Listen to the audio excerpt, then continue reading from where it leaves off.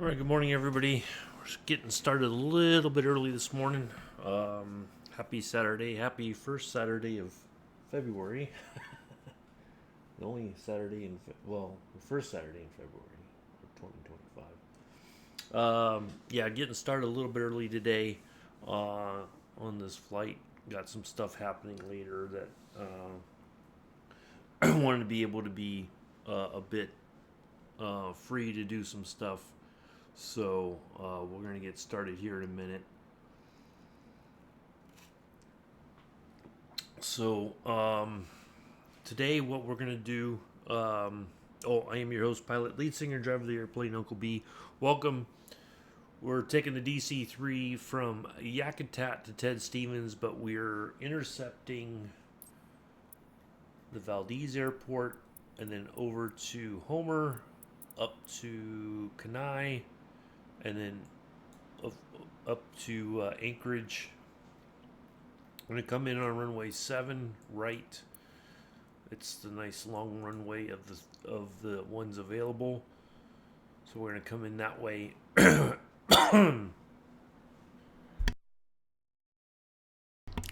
Excuse me. So we'll do a left pattern entry. We're not going to follow this exactly. We're going to get by the airport. We'll fly it in our own way and come in on runway 7 right.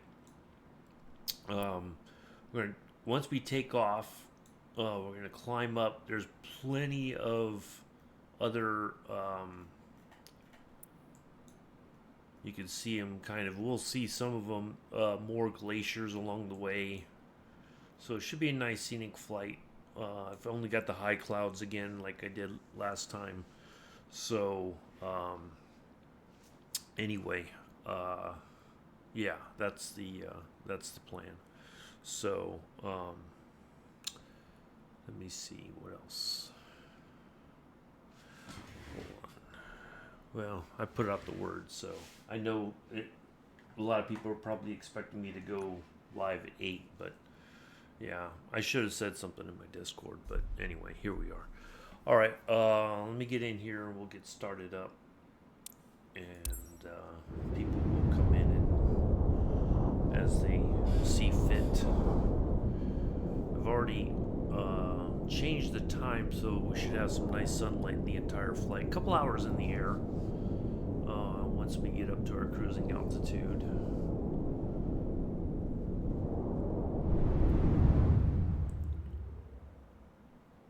I thought I changed the time.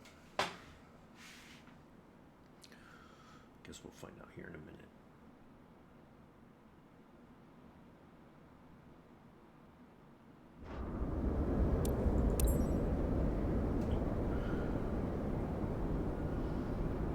All right. Our little quick walk around. Check everything out real quick.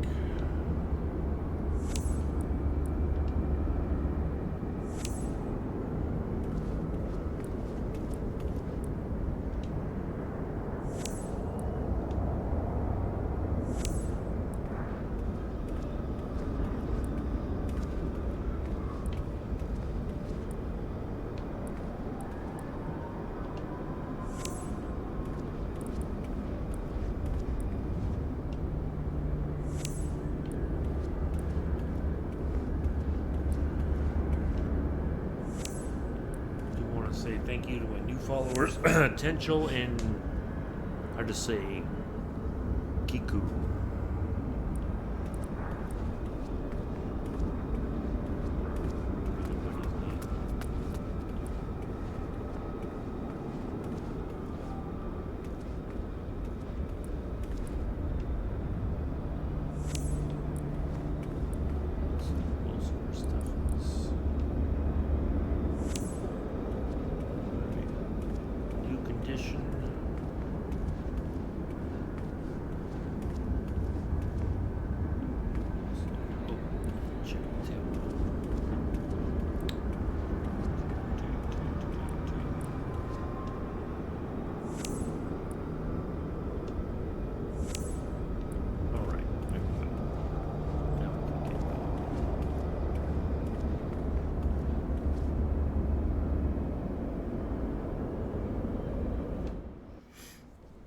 Morning, Mick. How are you?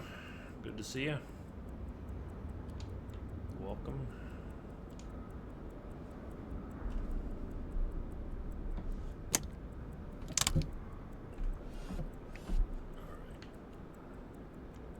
Let's get our tanks on. Now I did load up. Should have like 100% fuel. We'll find out here in a minute.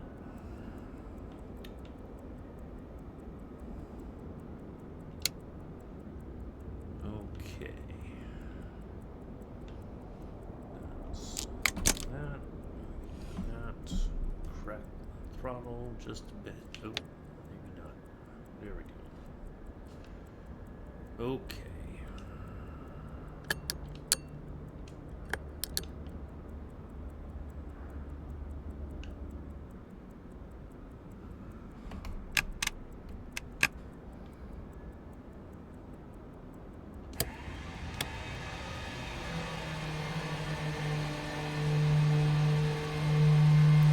Joseph. Well, it's morning for me. It might be afternoon for you, but it's morning for me.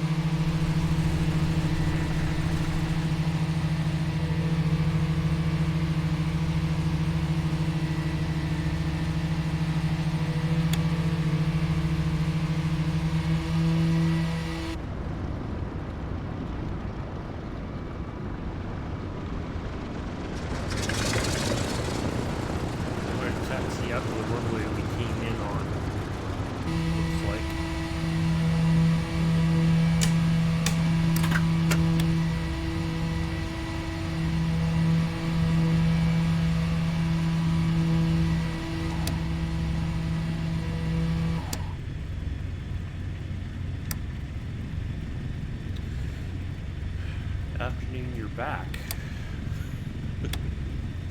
I think you meant to say you're bad. Okay, now here's the problem with the I can't see my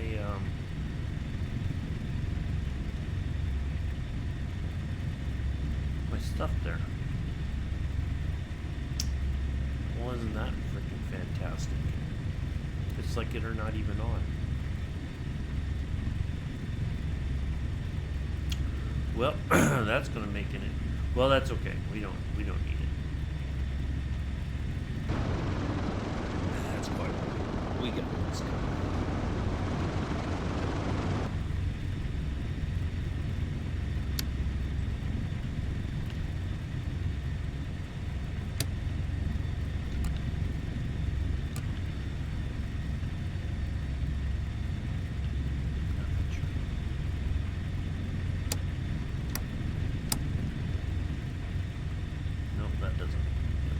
Okay, that's all right. That's about par for the course. Okay.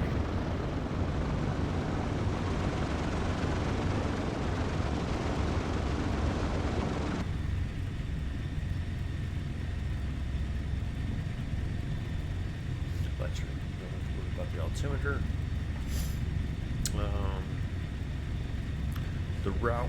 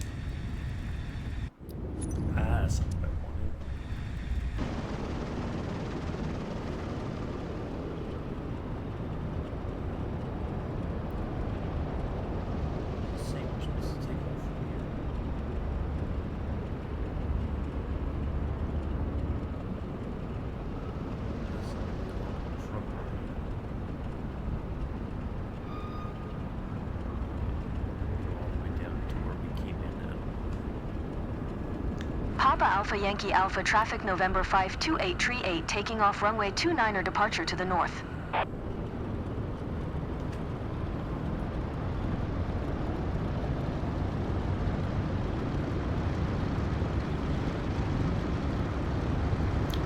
Hopefully everybody's doing well on this Saturday morning, afternoon for some folks already. Evening time already for Joseph. It's about time for almost his bedtime. Gotta take his nap before he goes to the pub later.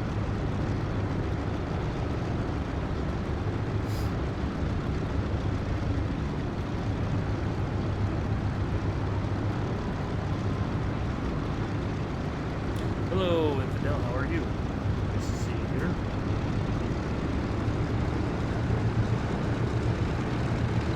Getting started a little bit early today. How about that convoy shenanigans last night, huh?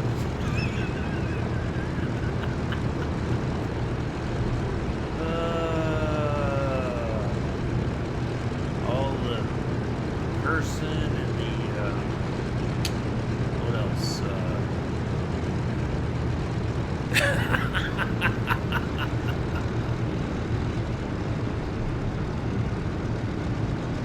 Boy, that was a doozy.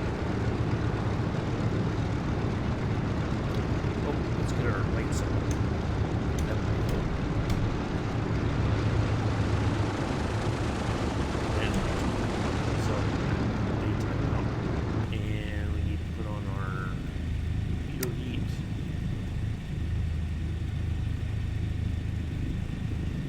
Okay, I think we're all set.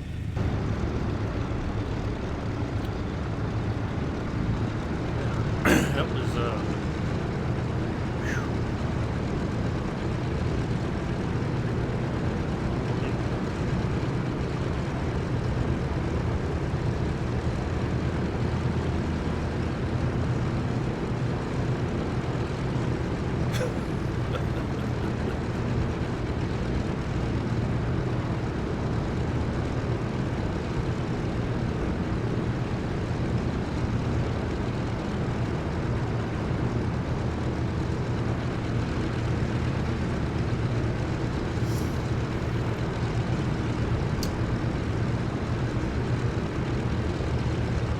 yeah, they're in the midst of Sim Update 1 beta test for that.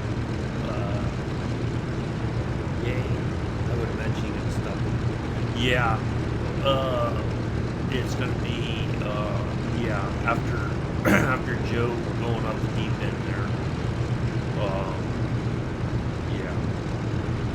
I would imagine he's going to say no. Nobody's going to come in the chat. You're going to have to do see me talk, and that's it. Nobody's gonna go in the Discord anymore. Nobody's gonna be allowed to do that.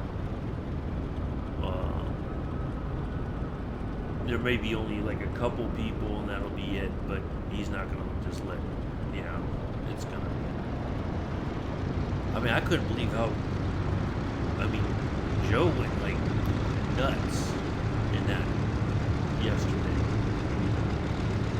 I thought for a second there that Kevin was going to kick him, to be honest. As much as he was cursing.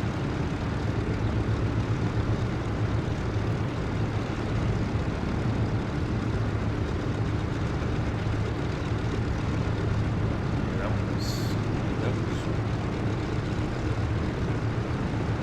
nuts.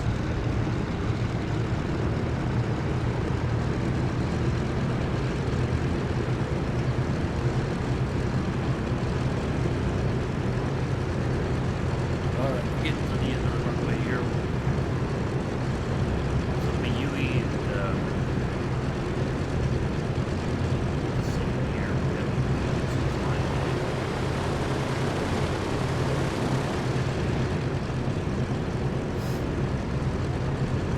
I looked at the Daily Short. Well, that's a be an interesting flight.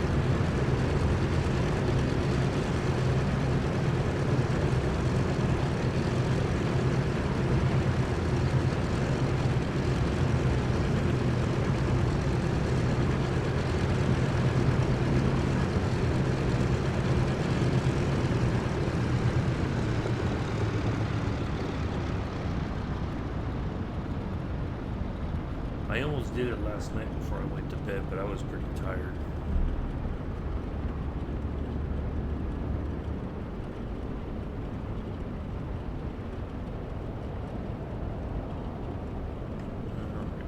Let's see. Not really a paved way to turn around here. I don't want to get stuck in the dirt.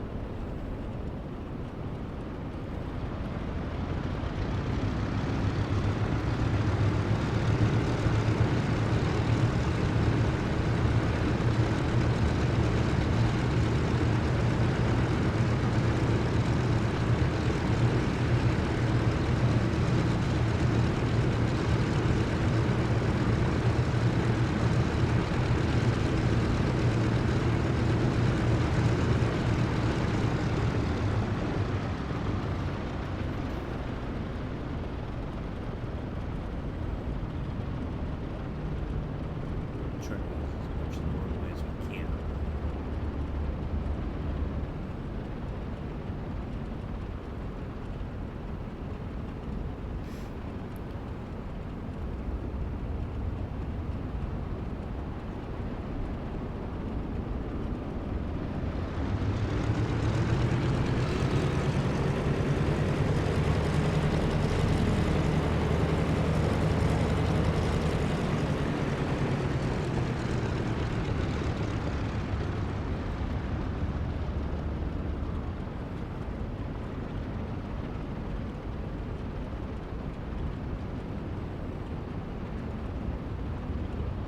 Alright, that's good enough for government work.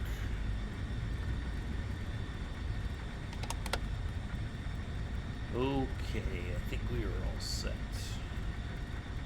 Let's go.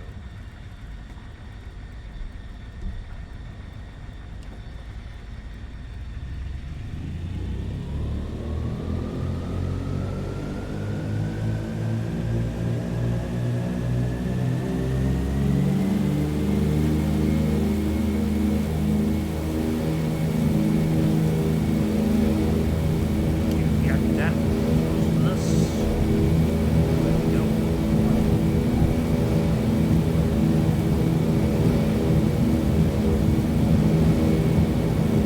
Now we do the rudder dance. The rudder dance.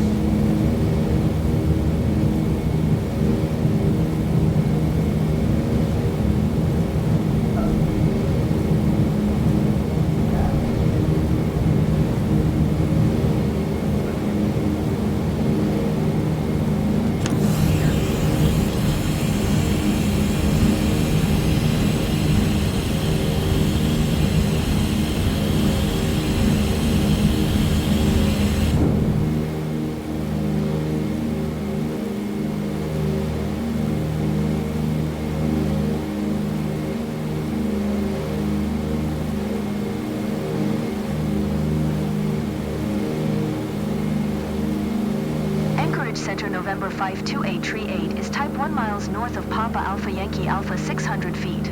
Request flight following. November 52838 Anchorage Center. Squawk 4222. Squawk for 222838. 838 radar contact 2 miles northwest of Papa Alpha Yankee Alpha 1,100 feet altimeter 29er. 9er 2. Roger 838.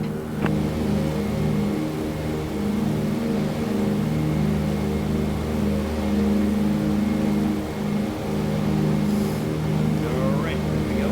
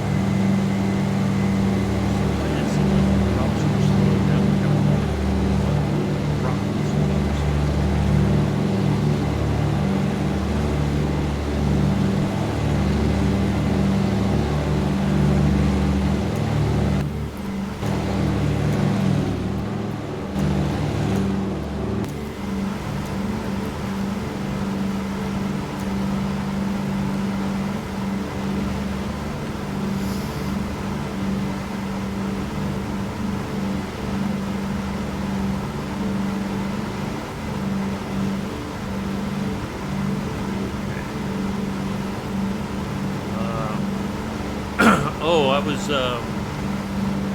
I hope so, Infidel.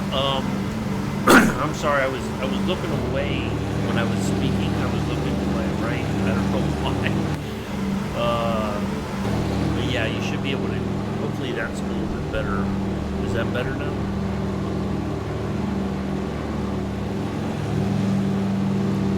I think I was looking away or something when I was talking. Okay. Yeah, either that or I just wasn't talking loud enough. So yeah, there's that first glacier coming up here on the right. Pass over the tip of it here. Yeah, I hope to make the short. Well, I don't know which one we're gonna do. I'm guessing it's gonna be the short because that's still. What is that? Short is like 114 Honduras del Salvador. So I think that's going to be kind of mountainous for part of the flight. So yeah, I'm hoping to make that. That's why I kind of got started earlier today, so that I have some time to do some other stuff that I need to do, and then hopefully be available for the daily short with Kev. I'm thinking that's what we're going to do, because the long one, or the medium, which he calls the long, is 544, and that's Poland and Italy. And I think that would be way longer than I would want to do after doing all this. So yeah, next Saturday we'll still be in 2024. We're going to do a flight from just outside. There's an airport that's closer to the entrance into Yosemite Valley and all that. So we're going to take off from there, find our way into the valley. We're going to kind of hang out there for a little bit. I got to clean the apartment with my wife and I. Oh! Well, I'm glad to hear that. I'm glad things turned around for you. Hopefully it's for the long haul. That's good.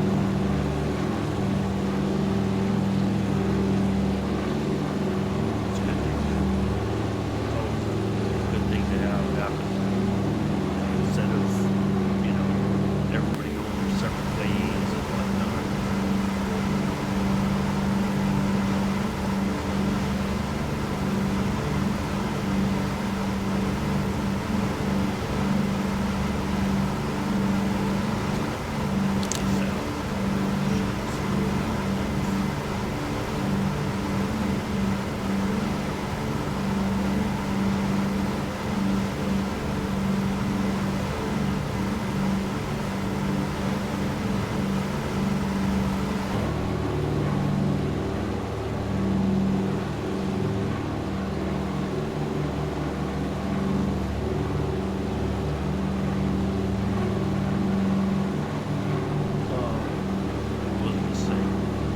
Yeah, we'll fly in 2024. Next Saturday, we'll do the flight through Yosemite. Kind of check out that scenery. I mean, this has been pretty fantastic. So I have a feeling that the scenery for Yosemite is going to be just as good. Trying to figure out which plane to take, so we can kind of hang around in the area, do a couple loops through the valley and all that, and then head over to Mono Lake and land over there. Probably do a circle around Mono Lake, and then land in the airport over there. So yeah, and then after next Saturday, we'll be back in 2020 for the time being. That way, if anybody wants to fly along, we can. All that kind of stuff. So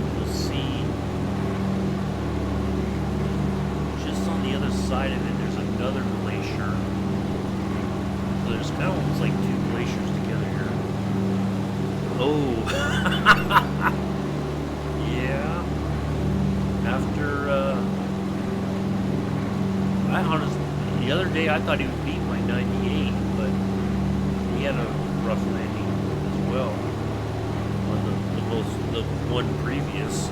So,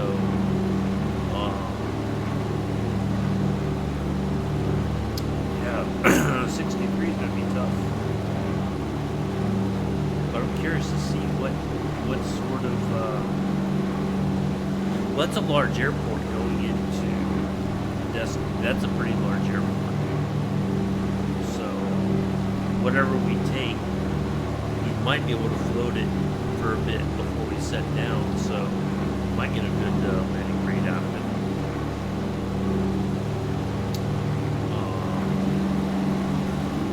Yeah.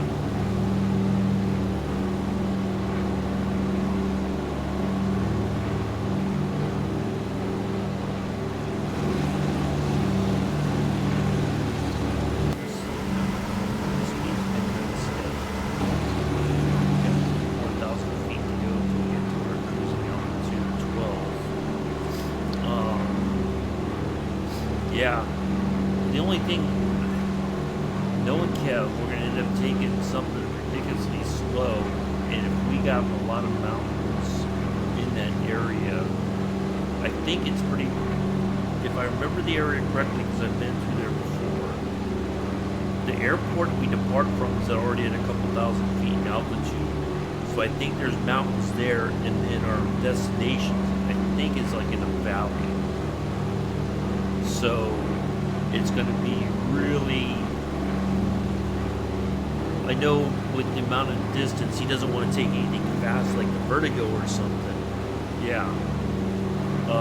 So he's probably going to go like, oh, let's take the Tiger Moth, and then it's just going to be, you know, like you're going to be kind of floating through the mountains because it's, you know, you're just not going fast enough to get over. But we'll see. I might just take the faster steerman. At least it might have enough oomph to, you know, if I lean out the mixture enough, it might do well enough to get up over the mountains and down.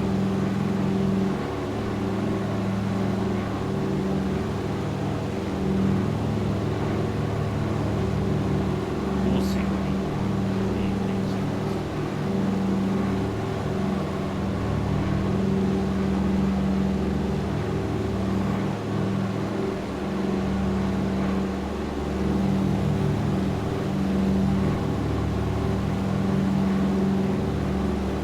Actually, one plane I would like to take, and I haven't flown it forever, I'd have to tinker with it to know how to start it up, is the Corsair. I know that would do okay, you know, clean out the mixture, throw on the turbocharger. I think it's got a turbocharger that you can engage and get up over the mountain. The only thing I know is difficult is landing it. You gotta come around, you know, the way you land it is not typical. So, I don't know, we'll see.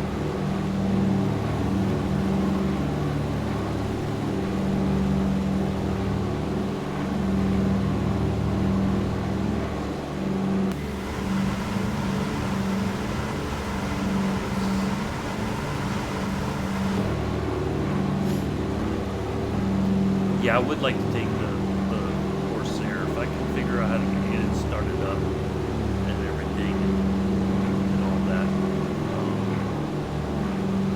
Alright, I'm almost at our cruising altitude, so we should start getting more speed here.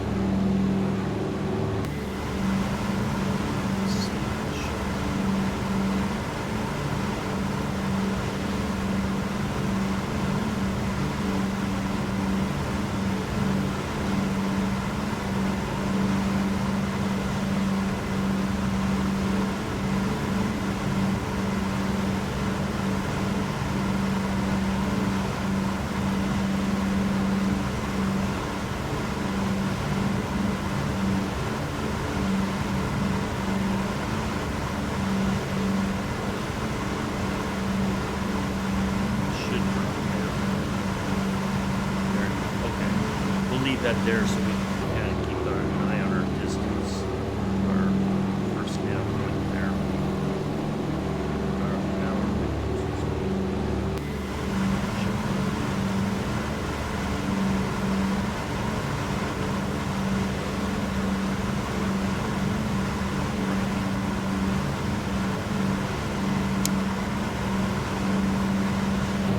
let's have a look. So 7 right. Which is this one here. That's 12,000 feet. And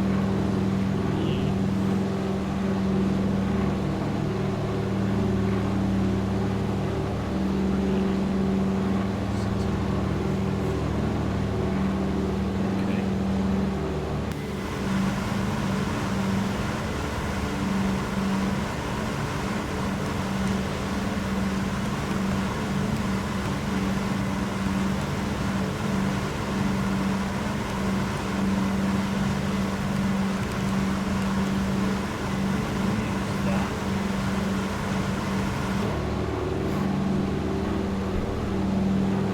I don't know if it'll work or not. We'll find out.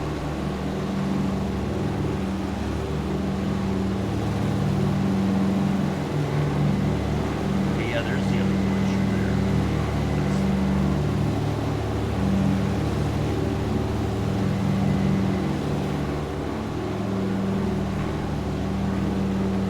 So there's one off the right tip there coming into the water. Actually, there's a couple of them. Looks like. Let's have a look. Oh, yeah. Yep, there's one there, the Tyndall Glacier and the Yahtzee Glacier. And then the view of the Guido Glacier.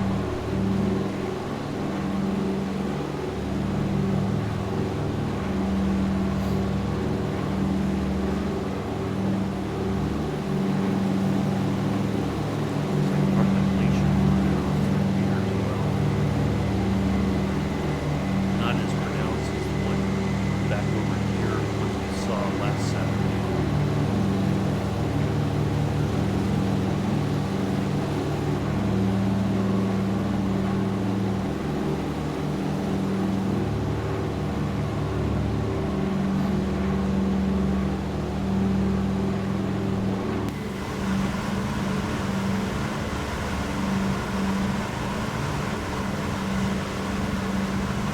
Check the inside.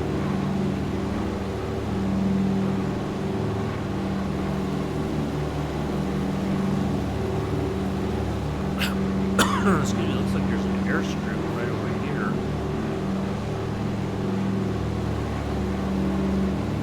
To our left. Let's see how big that is.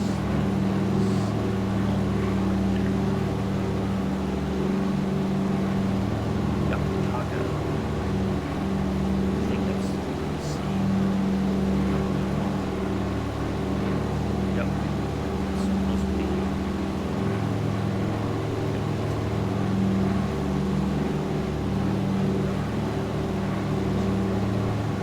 Oh, there's one right there. Ice Bay Airport. That's what we're seeing. Yeah, that's close. Ice Bay Airport.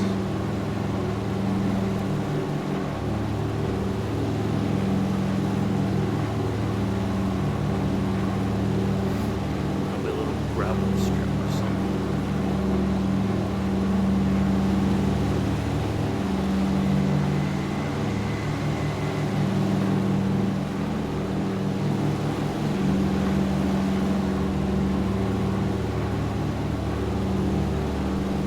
Yep, there it is, right there. On the left of the table.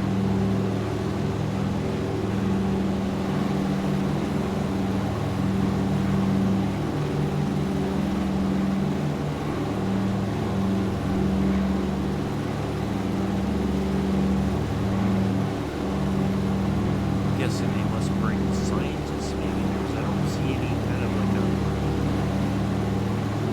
community or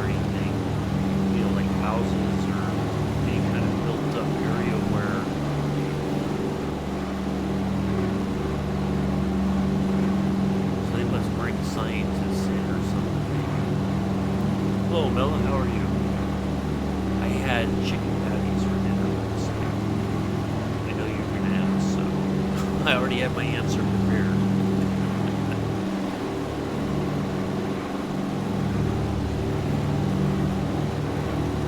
Yeah, it must be for scientists or something. 'Cause I don't see any civilization or whatever. Unless there's something.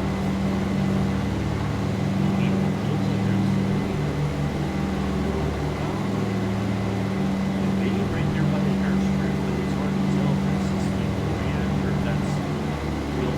I think it's just land. I don't get a sense of like any houses or huts or whatever. I'm okay, thanks. Just getting by, usual.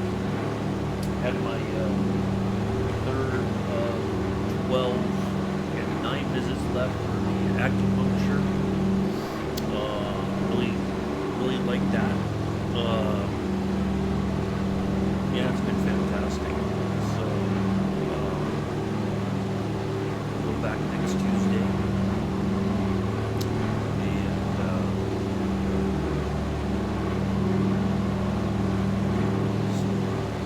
keep going until I run out of visits, and then see if I can get. They do have massage therapy, but it's only on Fridays and Saturdays. So I'm going to see after the acupuncture if I can get that. Yeah, it was nice being there. I was like, what's everybody doing? And I just kind of thought,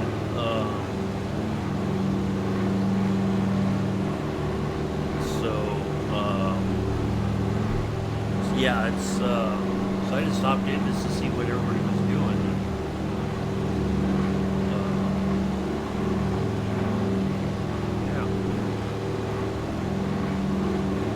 Didn't expect to see everybody there.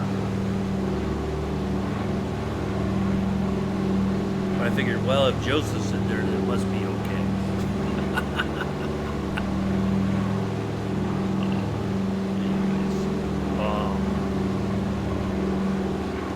So yeah, I'm gonna ask to see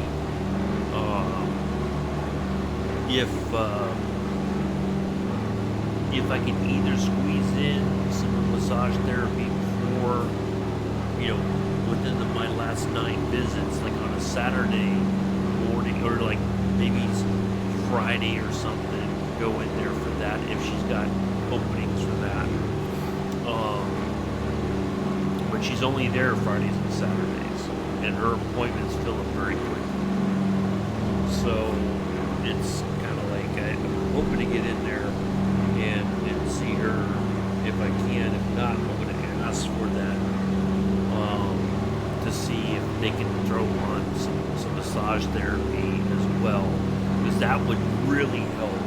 I mean, the acupuncture is helping, but massage therapy along, as well would do wonders for the muscles in my arm, because they do tend to kind of tighten up sometimes, and I can, only with my left hand, I can't really, massage the knot out of the muscle, so that would be fantastic if I could get that as well.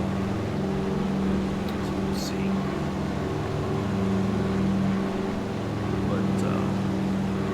But otherwise, I love that area over there. I was telling Kevin them the other day when we were flying. They have a Steinway. Well, you saw the pictures, but it says the Steinway Gallery, and I'm thinking it's just a bunch of old Steinways. It's kind of like a museum of sorts, right? That's what I'm thinking. And I go in there, and no, it's pianos for sale. That one that was over like $128,000, and I'm like, that's just, it blows my mind that something like that would cost that much. But they're very well made. And then there was the one that was, I didn't take a picture of it, but they bought it. It's sat unused for years, and they're waiting. They bought it from the owner, I guess, but they need to refurbish it. And I said, I was asking the lady working there, I was like, well, what kind of time does that take? And she said they don't know until so they have to take everything out from inside the piano, like all the strings and everything. They have to expose everything because of what happens a lot of times is the wood gets warped because of it's not kept in a climate controlled environment. And she said if you own a piano, you have to have it. You have to keep the humidity at a certain level.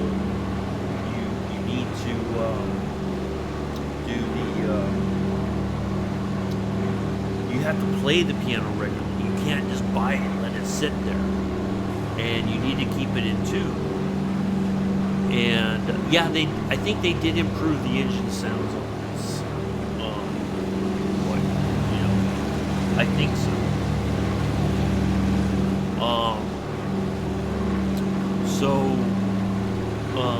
She said a lot of people but I'm like, that's a big investment. If you're going to spend thousands and thousands of dollars on a piano, why would you, if you just want something for show, why would you buy a Steinway?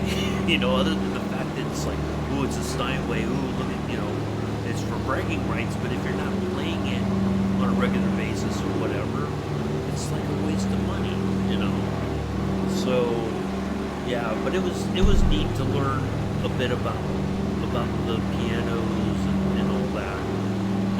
The lady working there was very nice, answered my questions. I don't know anything about pianos or whatever. And she said, "Do you play any musical?" And I said, the only musical instrument I ever really played seriously was a clarinet, but that was in grade school.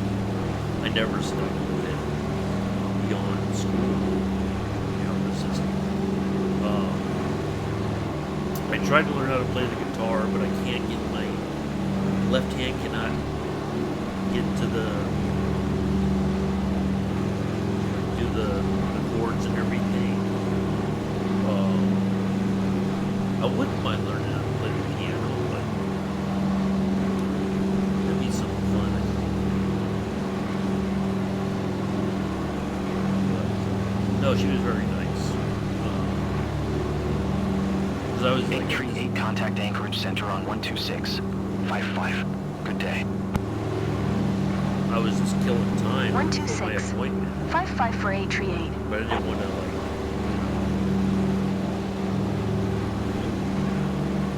Here we go. Anchorage Center, November 528, tree 8, 12,000 feet. November 528, tree 8, Anchorage Center, altimeter 29er. 902 radar contact, continue. So, no, I was just killing time. Like some of those stores there are, like that clothing store I was talking about, the $190 pair of jeans and everything. It's a boutique, it's like, it's not open all the time. You have to schedule an appointment, so I'm thinking it's very expensive clothing. Like they tailor it to you, that sort of thing.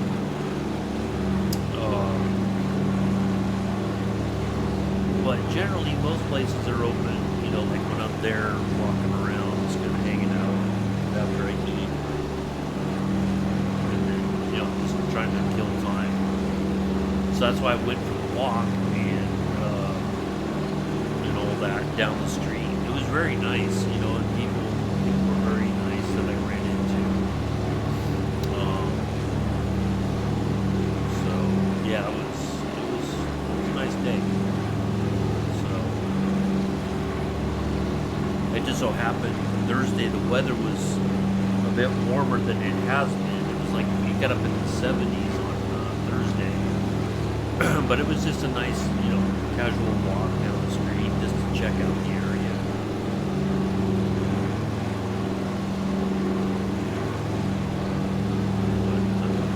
Yeah, it was pretty cool. I like that area. It's really kind of chill.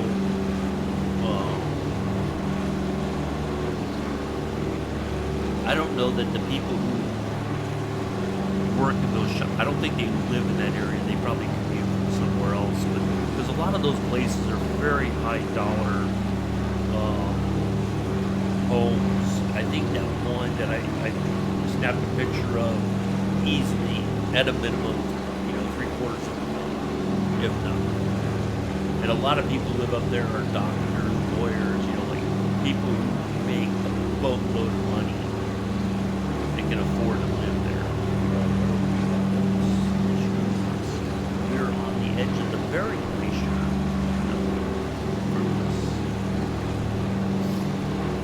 So the houses are just really, really nice. You know, yeah, it's a really neat area.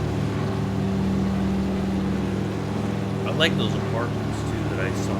They do have openings, and the price for those apartments is not like ridiculously outrageous, which I was surprised. I was expecting, you know, a couple of grand, $2,000-3,000 a month, depending on if you want a 1 or 2 bedroom. It's like $1,100, $1,300 a month, which like that's surprisingly low. But it's like it's in a nice area. You know, everything's right there. You know, well, you don't have a grocery. Well, there's a grocery store somewhere. 838, contact Anchorage Center on 119er. Tree, good day. But 119er. Tree for 838. Anchorage Center, November 528, tree 8, but you know, you 12,000 got feet. the November places 528, tree I like that Anchorage Mexican Center restaurant. altimeter, Their food is 29er. pretty darn 902 good. radar contact continued. Service has been fantastic so far.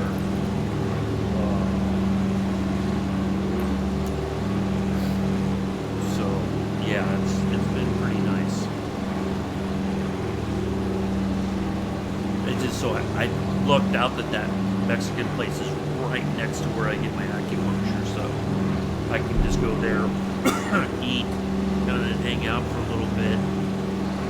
You know, eat some tortilla chips and some salsa, and then go to my appointment or just kind of walk around. But there's not, you know, like I'm trying not to be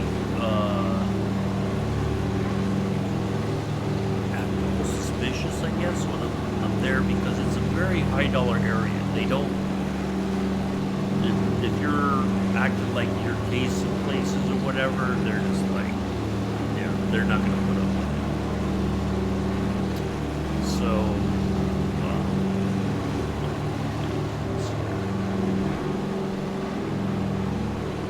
I think,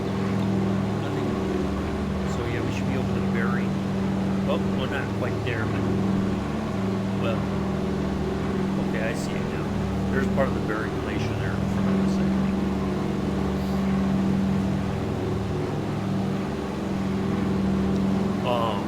So yeah, but it's just a really nice area. I mean, if I could afford to move over there, I would definitely. I would like to live in that area. It's just really kind of calm. You know, yeah, it just seems like a place that I feel like I could live there and not be bothered by a lot of nonsense. It's not much fun.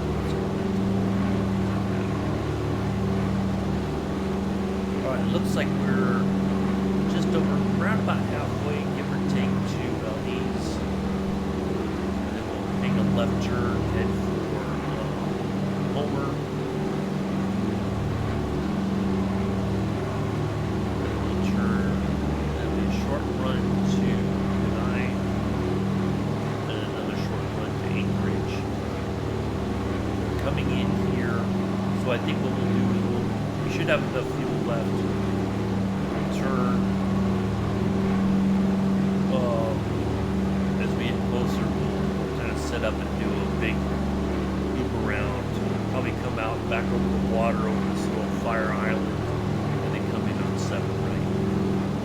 So try to get some more scenery in. So let's see what else. Paolo's not been doing too well. I think he's been stressed out because of the other dog staying with us. He's been getting sick. He drinks too much water, and then he throws it back up. So I think it's because he's worried that he's going to run out of water because he's having to share with the other dogs.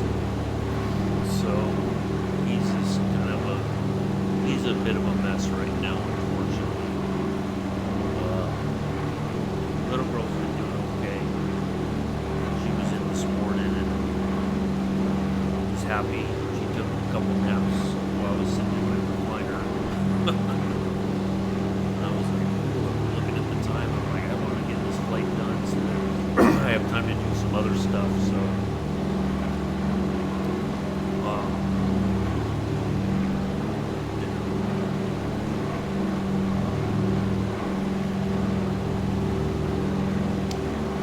let's see. So yeah, we got Sim Update 1 beta going on right now. What is...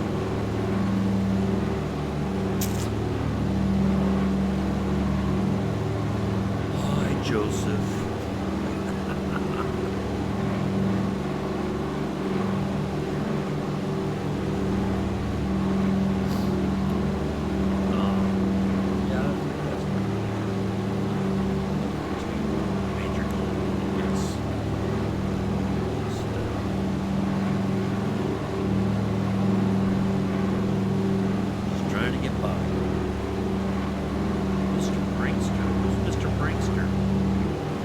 Bella's prankster? No. No. Not Bella. No.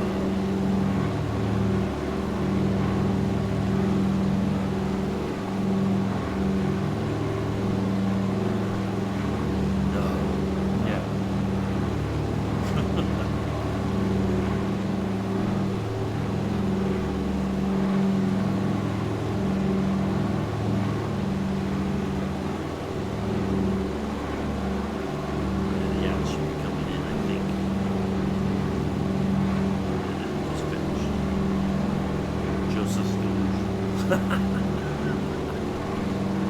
Now that I believe.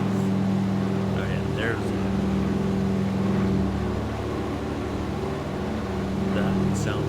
that sounds pretty close to the truth.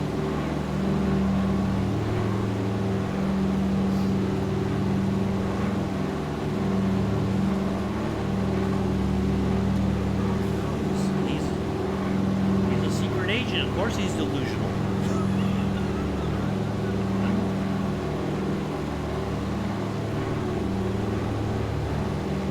Secret agent, and he's also the crime lord, the crime boss of the Dodgy McDonald's crime crew. He's doing it. He's trying to play both sides.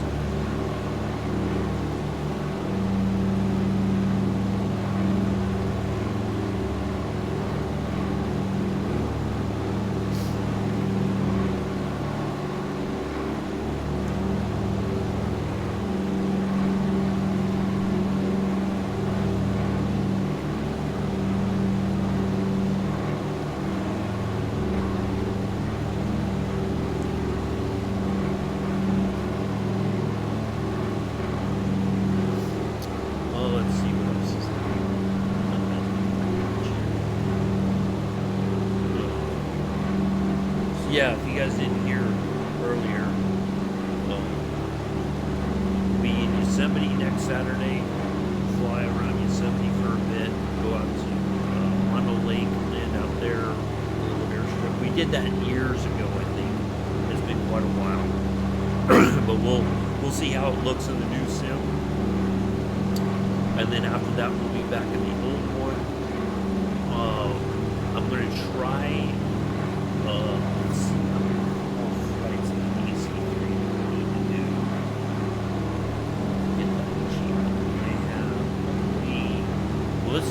it'll be 10 flights. So for a short while until I get that achievement done, I'm gonna do flights in the DC3. But if you whatever you want to fly whatever you feel comfortable with. I'm just trying to get that achievement done. So this will be flight 40 today. So only 10 left to get that one knocked out. And then we'll see about after that. But a matter of fact, I may fly the DC-3 today with Kev down there, El Salvador to Honduras.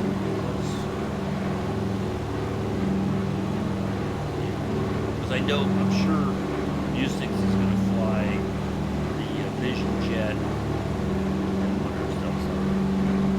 He'll fly the Vision jet. I think I'm going to fly the DC-3 just to get another flight in this afternoon. DC-3.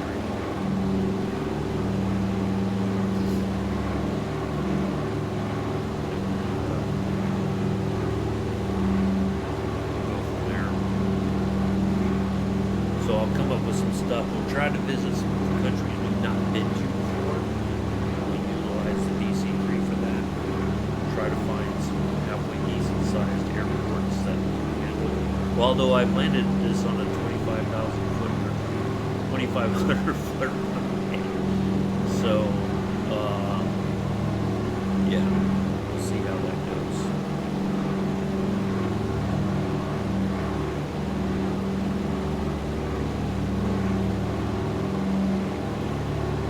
Alright, let's see how much farther we got to go to Valdez.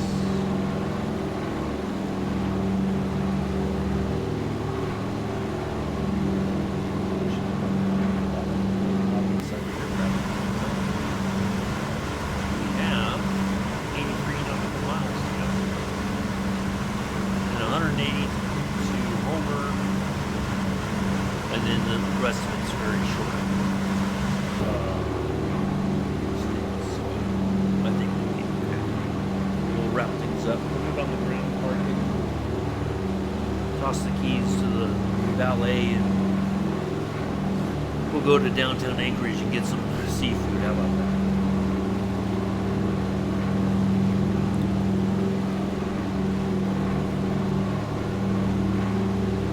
Fresh car.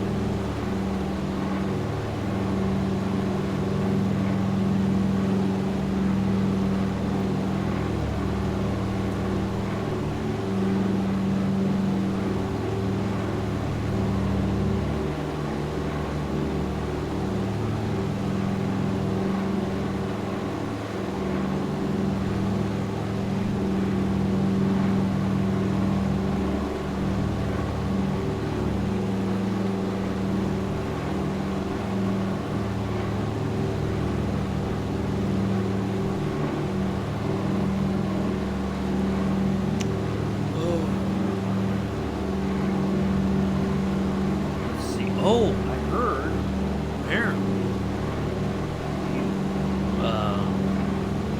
that they're bringing the most recent Forza Horizon to the PlayStation. Well, specifically the PlayStation 5. But yeah, for all of you folks who want to get all into that drifting and wrecking stuff, apparently they're bringing the Horizon 5 to PlayStation.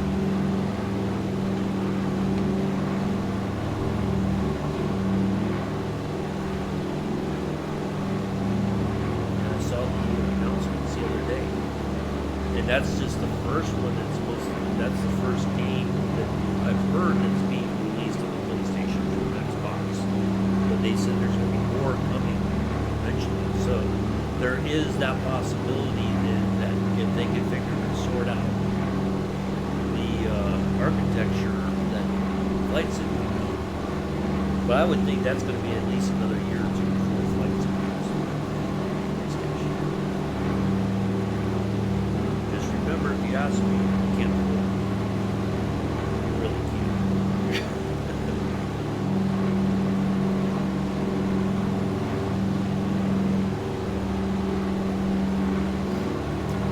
Hopefully, once Sim Update 1 comes out and things are stable, Then what we're going to do is go back and start the career mode. Nick and I have talked about it. Even though it's not multiplayer, we found an airport in Florida that's not far from the Kennedy Space Center. So we'll go through, get our private pilot's license, and then we'll start our adventure in the career mode, and we'll go from there.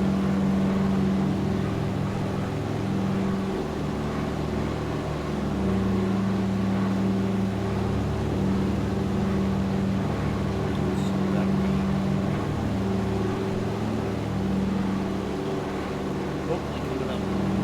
Fingers crossed. I don't know what the timeline is for the first sim update. I'm sure they're going to beta the heck out of it first before they release the update. Hopefully that's what they do. But either, let's see, February, March, April, June.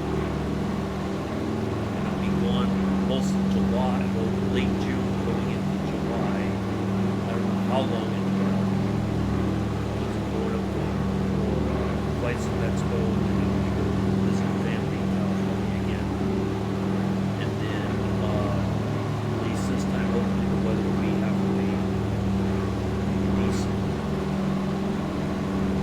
Well, it was when I was in, so it wasn't too bad. Really wanted to go right there to the glacier. The Miles Glacier, and we're near the Mangley Glacier.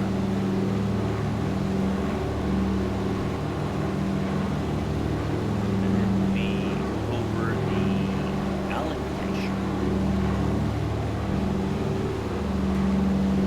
Got some more glaciers to pass over when we get to Belize. So I don't know. It depends on when Sim Update 1's released, and I'm sure there's going to be some other patches in the interim to kind of stabilize the Sim further, hopefully, fingers crossed. And then, so maybe it'll be, I'm going to shoot for August that we get started in the career mode. Because I don't know how long that wait is going to go on for. I would imagine they're not going to put a timeline of when that's going to end. They probably want to get as many things solved. Well, in theory, that should be the overall, idea of what they want to do. So we'll, well, hopefully by August we get started in the career mode. And then that would be, we'll do that.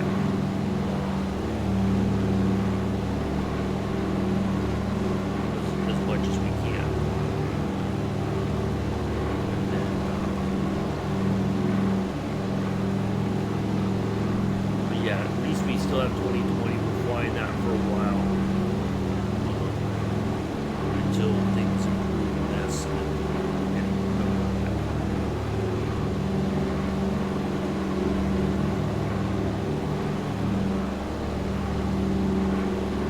But of course, if we need to take a break from that, if we're kind of burned out on it, we can always do a point-to-point flight like the one I'm doing today.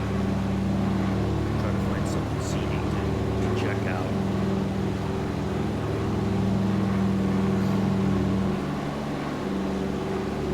Yeah, this is pretty fantastic. The amount of detail that put into this.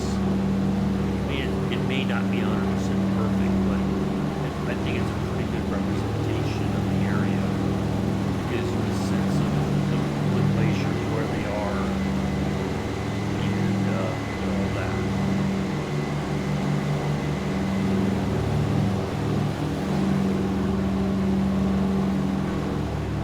I think if you actually go, the ones that I went by, if you get out of your vehicle and walk up, usually there's like a parking spot there. I think you can by it, you can hear the sound of the glacier moving, basically. I think you can. If you really pay attention, you can kind of hear it. But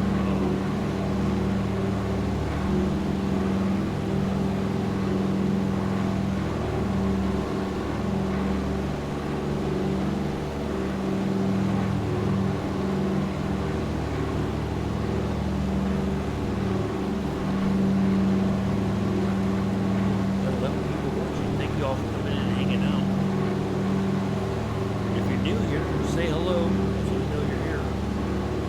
If you're returning. Well, you can say hello. Well, somebody said, uh-oh, I've been found out. You get out of here. I don't want to say hi.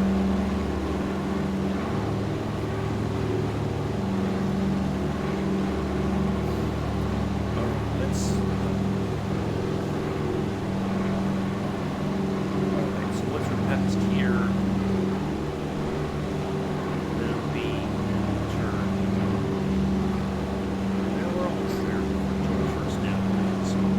I'm going to take a quick break. I'll be right back. See you guys out here to enjoy the scenery. Be right back.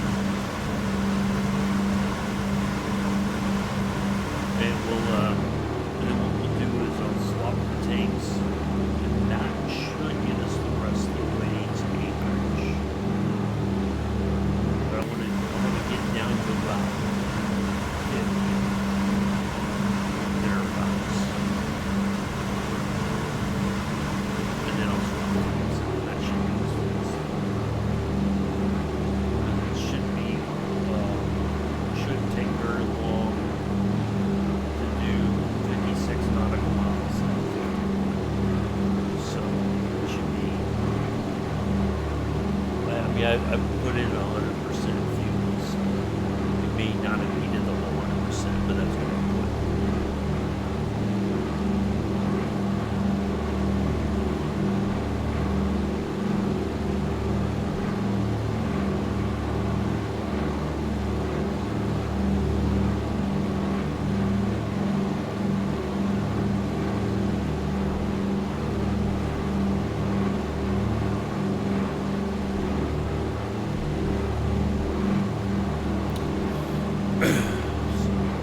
Yeah.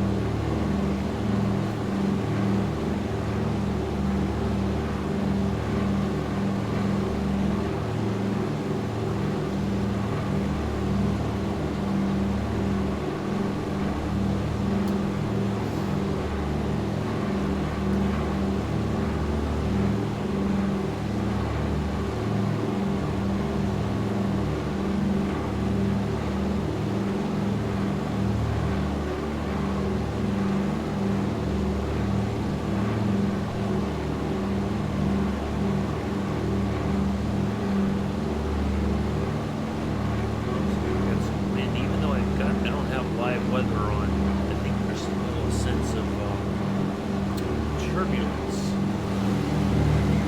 through these mountains. Like lines and drops or whatever.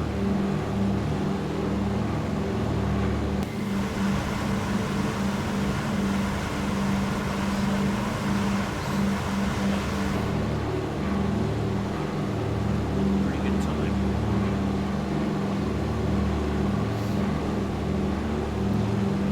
For an hour and a half.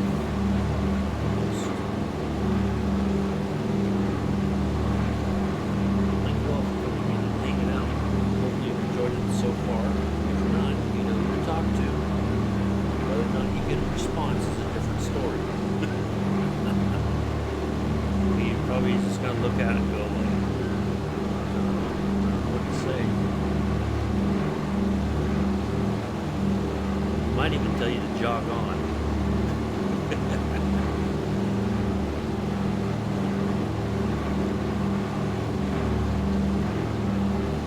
never know.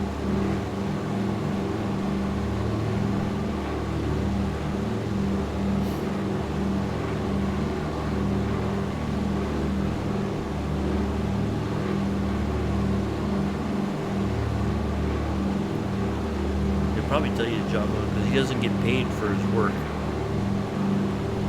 was voluntold to be the head of the fleet.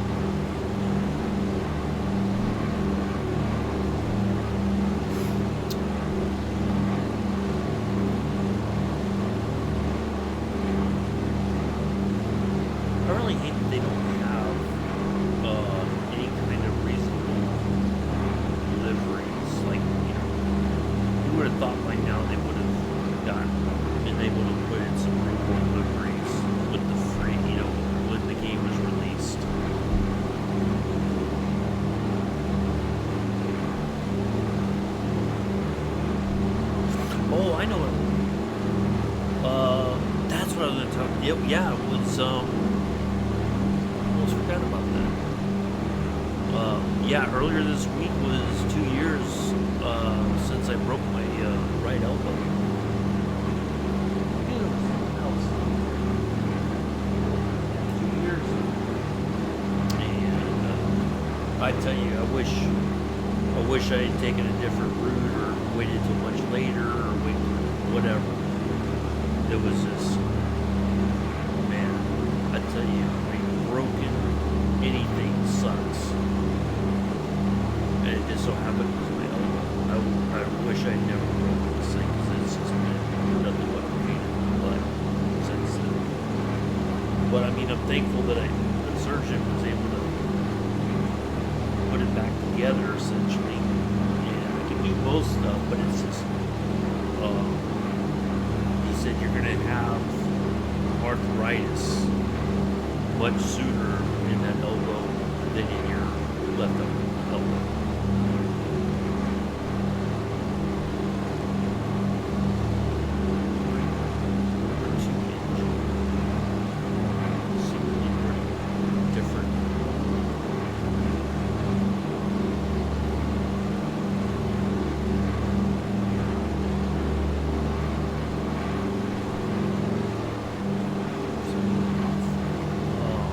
So I'm not thrilled with that idea.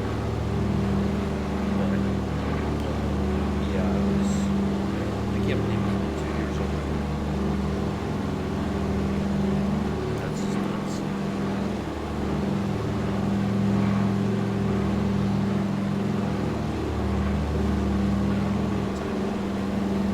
But it was hard not, not being able to do anything.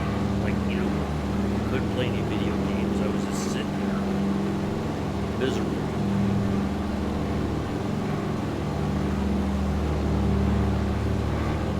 Yeah, it sucked.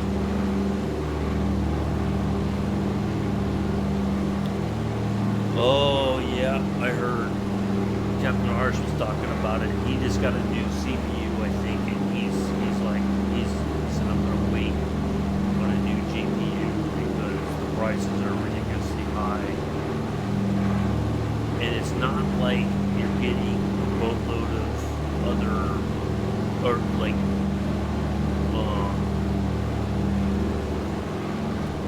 like higher amount of memory with it or anything like that. It's just the fact that it's the new one.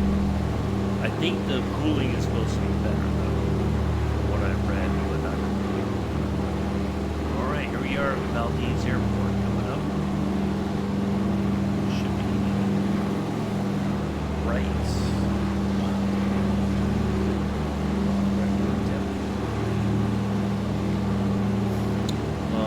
Yeah, liquid cooling and everything, which is great if you're doing a lot of stuff that's GPU intensive. Of course, all that cooling helps.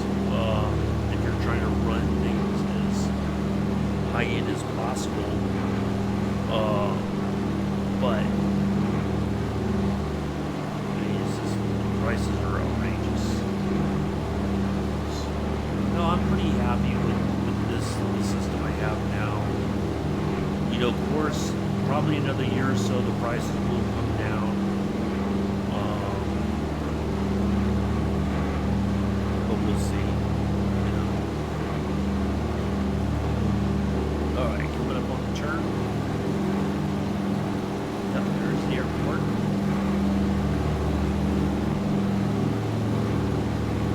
Well, I guess there's only really, well, I suppose you can come in where the right wing tip is down through here, but I don't think that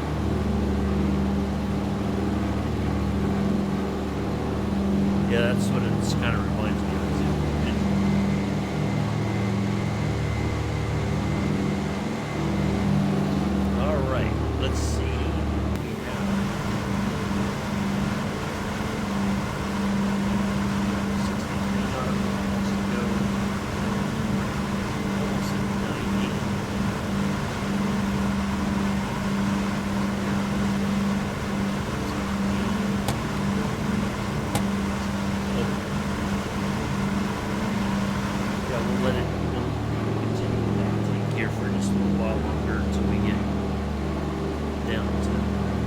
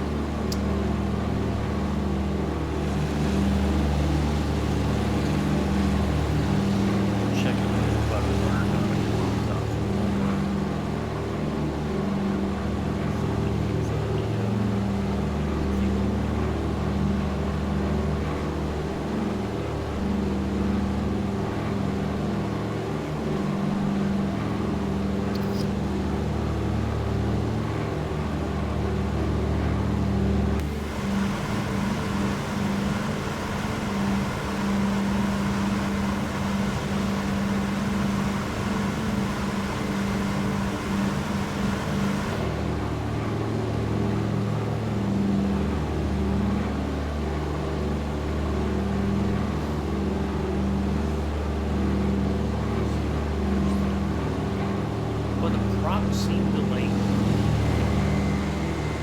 It's spinning like it should, and then it slows down, like almost like you think your prompts are not at the correct RPMs or something.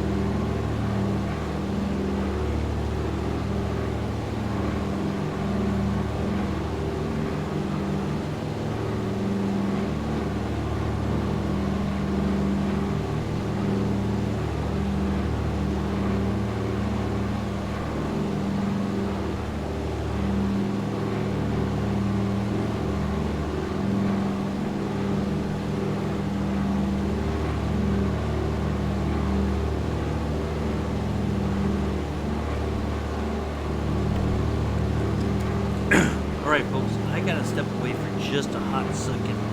Won't be gone very long. I just gotta do something real fast and then I'll be back. So I will leave you outside here with the sounds of the engine and the scenery. I think we're good to go on fuel, so I'll be back definitely. It'll take me a minute. I gotta do, so I'll be right back.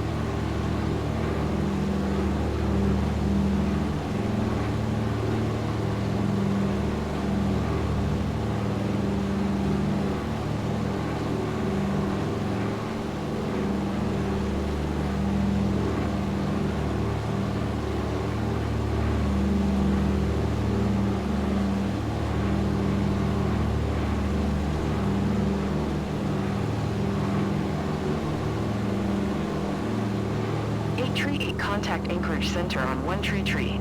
7. Good day. Going to 133. 7838.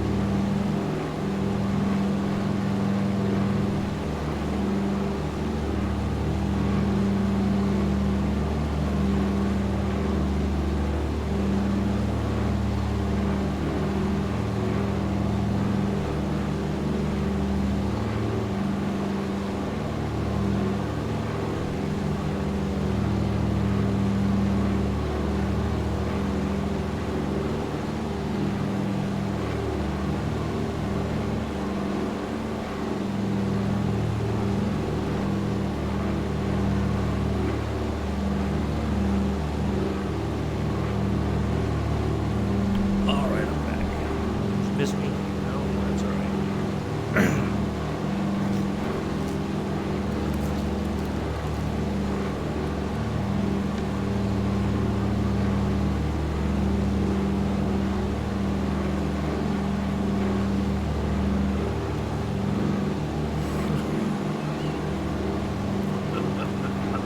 Right at the same time.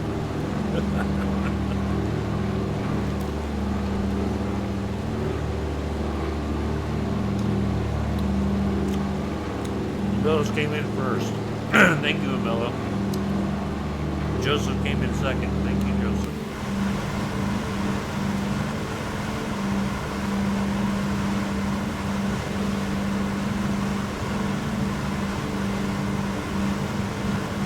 All right, 109 nautical miles for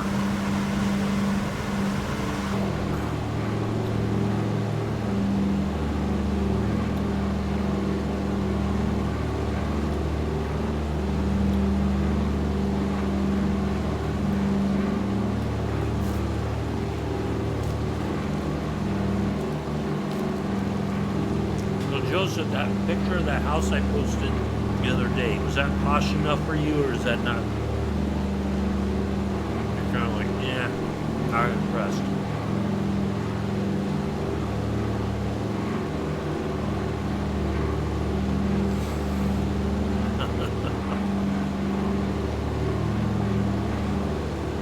No, I just had to move the car.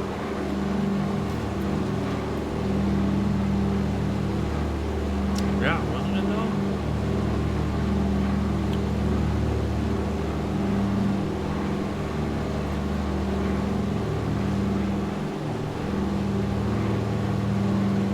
Well, actually, Big, now that you say that, you could, in theory, do that. You know, parachute out with some skis and land and go skiing. I suppose.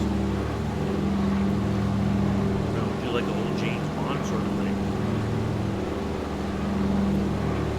Yes, you talk about the tacos?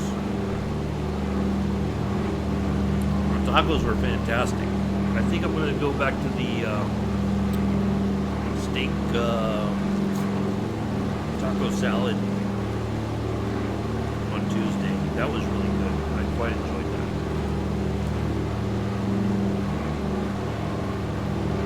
Their steak is cooked really really well. And yeah, it was fantastic. I really love that little restaurant.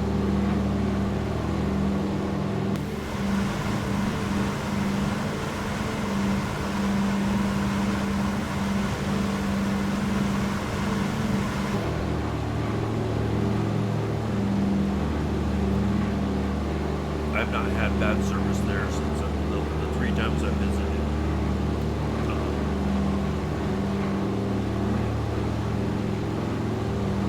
So, yeah, it's a neat little place. But apparently, last Tuesday, the person that was doing the ultrasound on my arm said that there's that one, and there's a place called Curry and Corner, which is Indian food. And she said that she hopes that both restaurants do well, but they may struggle because, I mean, unless dinner time, maybe it's a little bit busier. But generally at lunch, there's only like a small group of people. I don't know how like if people are going there like on a consistent basis, or if it's like only once a week or whatever. So she hopes that both restaurants do well enough to stick around for the long haul. But no, they don't deliver. I wish, but no. They're not that big of a place. I don't think you could really order like on Grubhub or anything like that. Honestly, I like eating there because it's a nice, relaxed atmosphere. The service has been great. The food, I think, has been really great.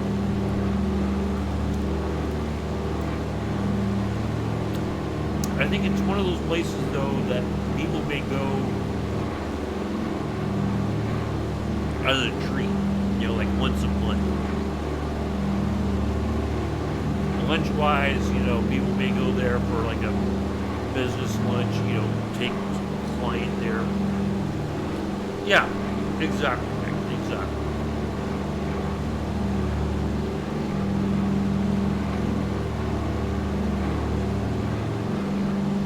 So the food's really, I think it's very well prepared. It's not going to be to everybody's liking. Places like that, I think. Well, because most people, when they go to Taco Bell for their Mexican, right? But that's not like authentic Mexican food. I think this place does really well. They are as close to authentic as you can get for a very reasonable price.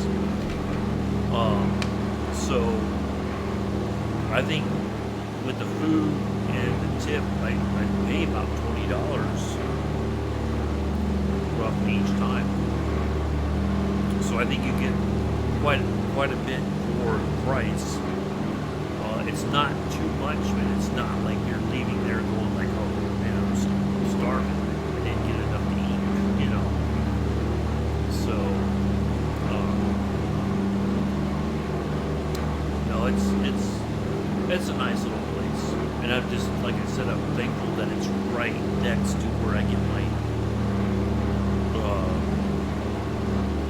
acupuncture done, so I can eat, kind of chill there for a few minutes, go next door, check in, go back and start my acupuncture therapy, and then I can go home, So, yeah, it's just the lunch menu's kind of light. Like, it's very basic, stuff that most people would, like quesadillas, taco salad, tacos, but it's not like the tacos aren't the traditional tacos like you think from Taco Bell. It's, the more authentic flour tacos, So I think they do very well with their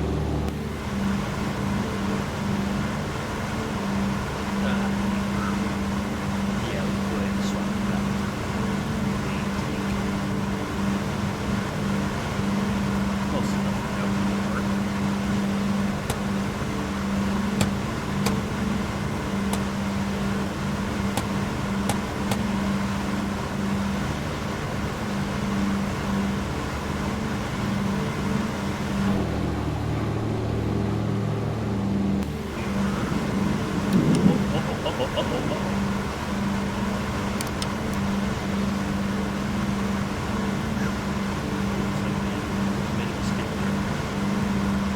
daisy. 82 nautical miles to go to Super.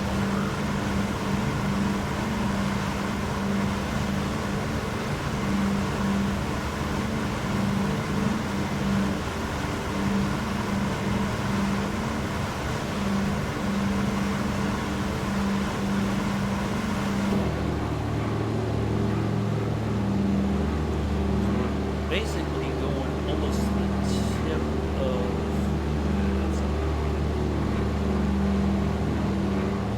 well, not quite the tip of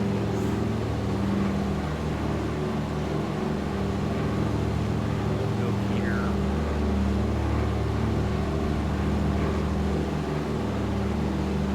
If I thought about it, we would have gone down this way and then up, but that's alright.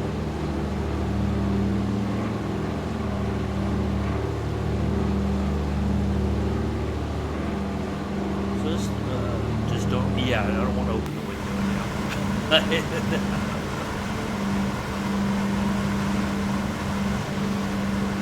Just a little fresh air.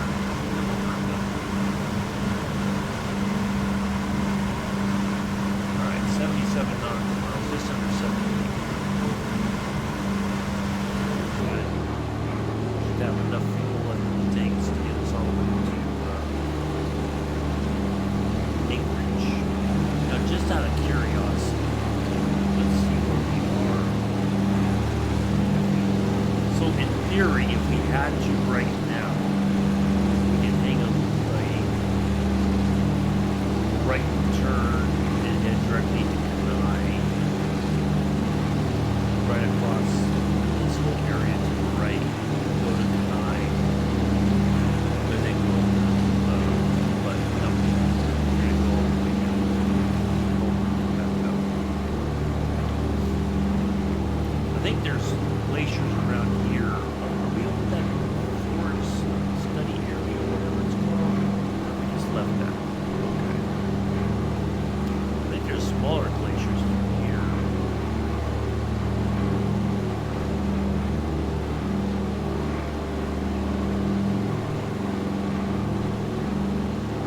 We're going to be over more glaciers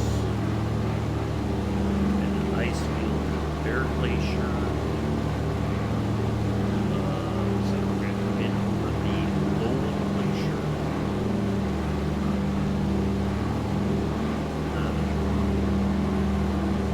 Island Glacier. I don't know. The Killy Glacier.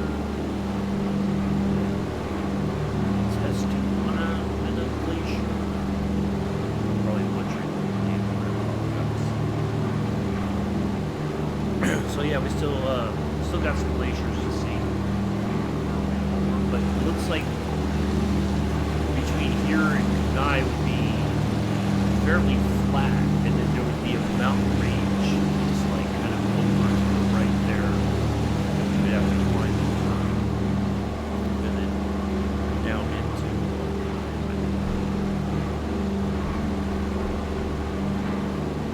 Yeah, so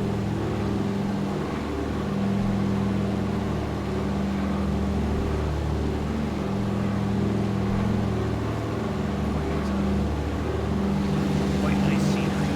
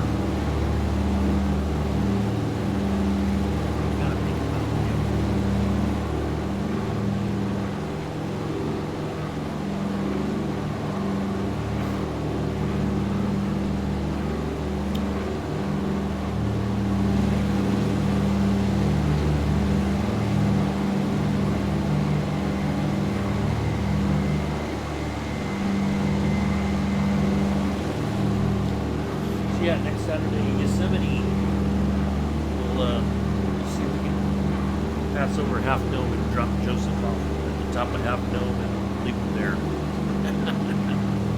Got the fend for himself.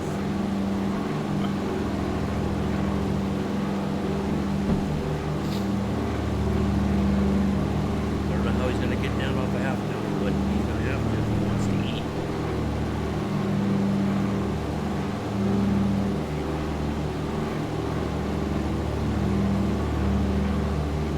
Maybe some rescue climbers will come up and get him.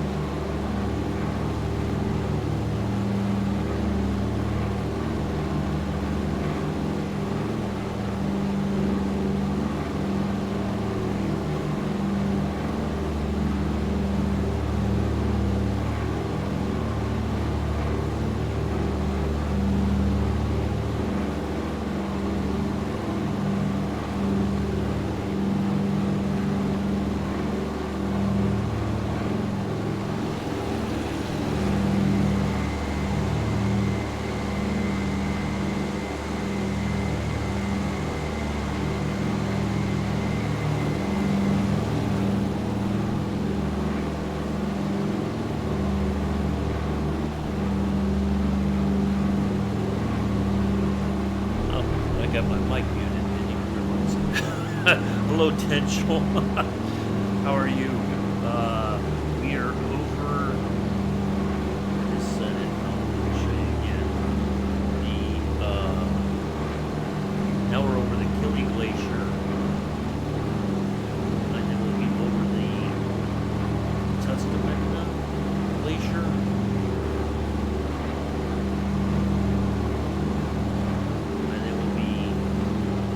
Passing over,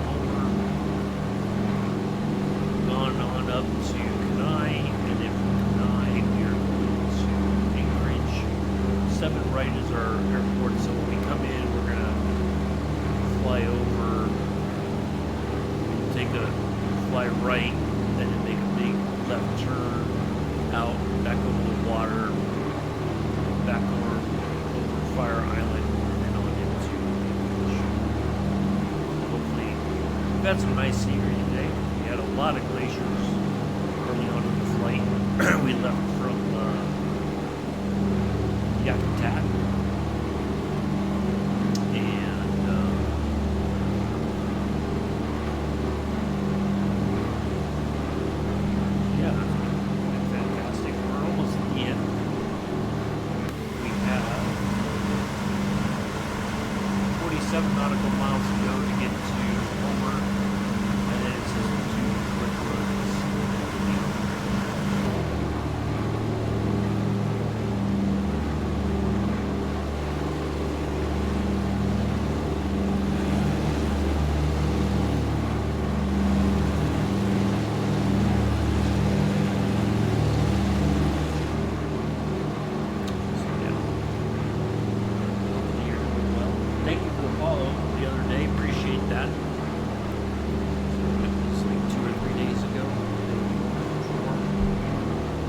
5 days ago. So earlier this week.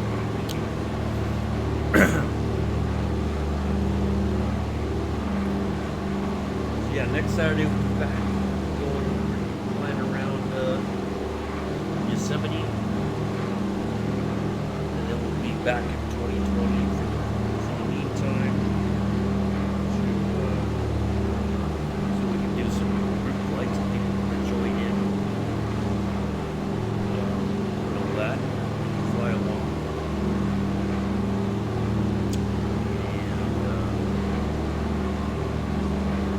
Yeah, it's just, I don't think that the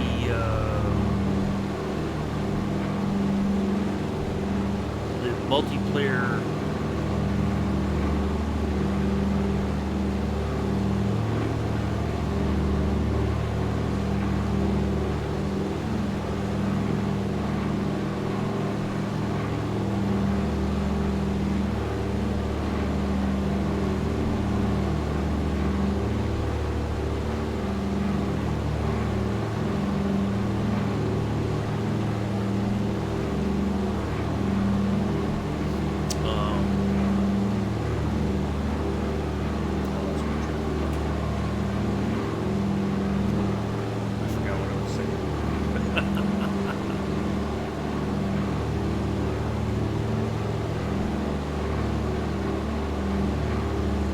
yeah, I think the multiplayer in this is still kind of dodgy.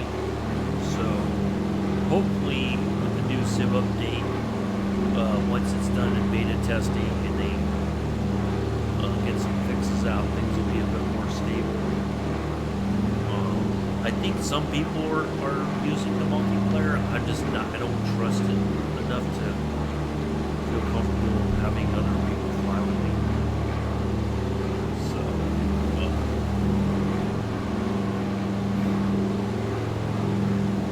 Plus, I kind of like doing these scenic flights, and I can kind of focus on pointing things out as we fly over them, and then that way it doesn't detract. You know, having other people sometimes it detracts from the scenery and whatnot, what you're trying to say. So, well, yeah, we'll be back in 2020 on the 15th of February. We'll be flying in that. I'm going to be flying the DC-3 for a while still. I want to get the achievement for that, for having, I think it's 50 flights in the DC-3. And, so yeah, we'll go with that. And then after that, we'll see how things are. Find some other stuff to do. Pardon me. Clear my throat.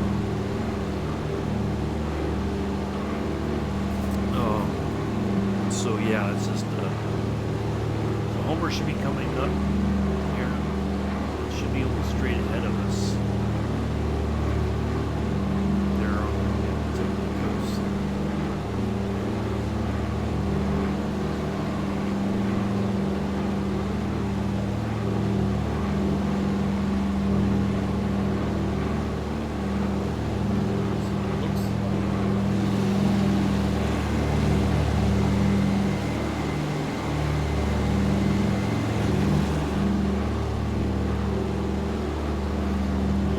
Drop too much altitude. I think we'll just stay right here at 12 until we get past Kenai, and we can kind of look at the area, and then we can start making our plans for our descent to Anchorage. We have to be at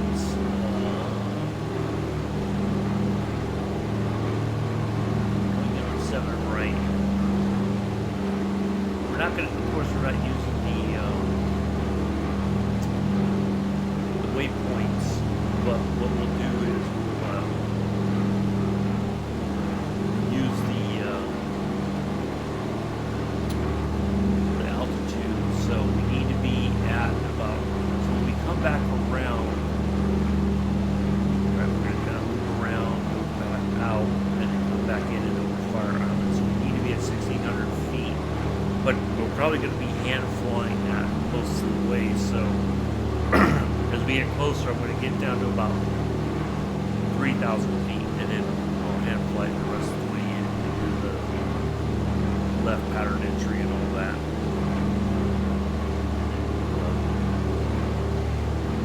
Put it on the ground, hopefully nice and easy. See if we can manage that.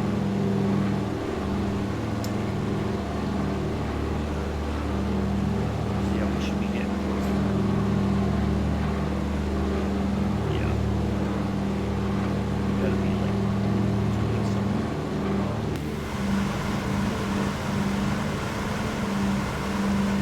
27.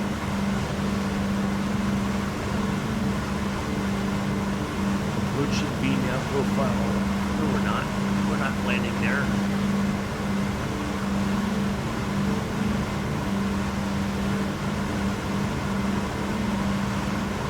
Not landing there. 25. Alright. Yeah. And then we'll make a right turn and scoot up on the coast there. Get the Anchorage.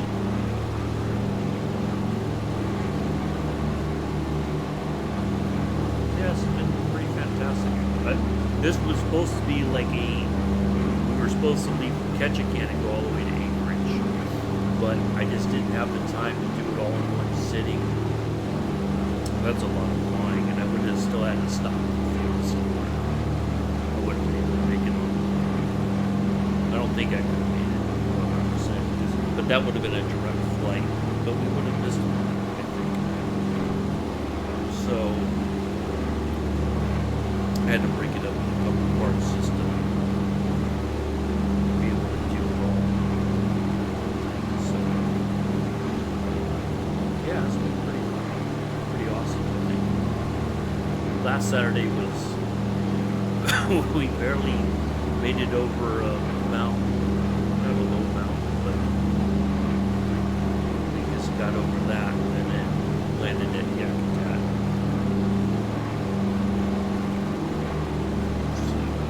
No, it's been fantastic scenery. So I'm really hoping the scenery for Yosemite is going to be really good.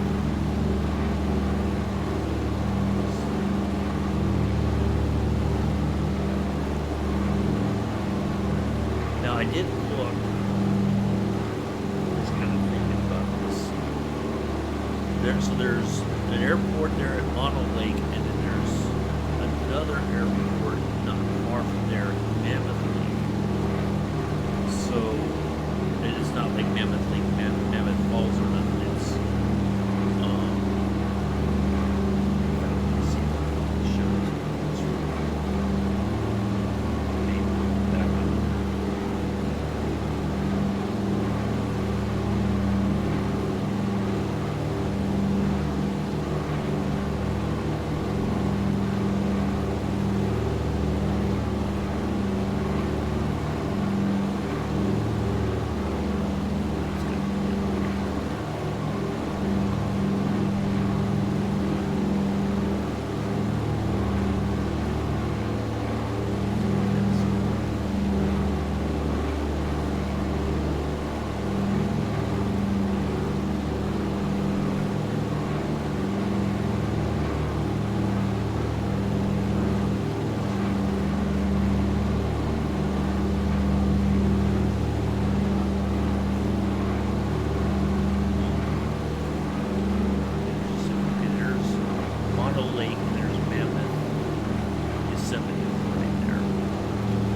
I think what we may do is we may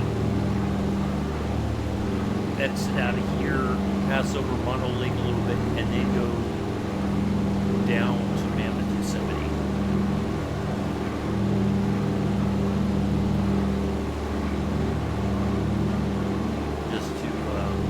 Just to make sure we make it worth our time. So,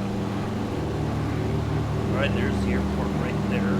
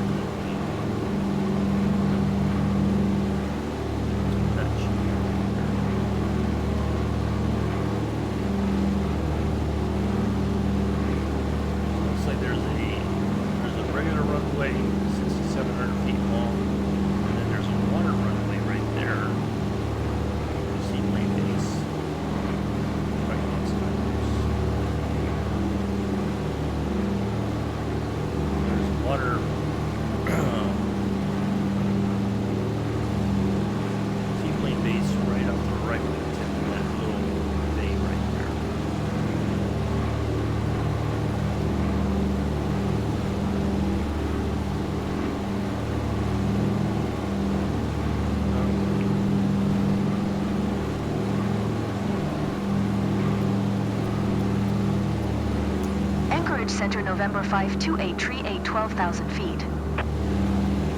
November 528, tree 8, Anchorage Center, altimeter 29er. 9er 2 radar contact, continue. I had a feeling that I was like, we haven't talked to anybody in a while. No, well, yeah. Legally, you can do a sully there. There's a seaplane base there. There's also one near the airport there in Anchorage.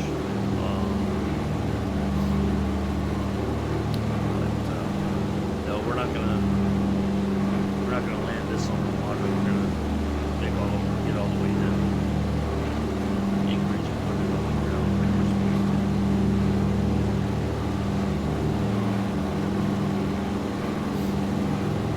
It doesn't seem like a very long.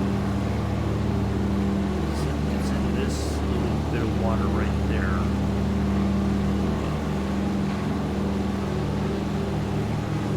Looks like there's a road and a bridge. So yeah, it's just on this side of the bridge right there. So somewhere around on either side of that water is where you would pull up to, I guess. Maybe like right there, because it looks like there's a road or something, or some kind of way to get to the airport. Possibly.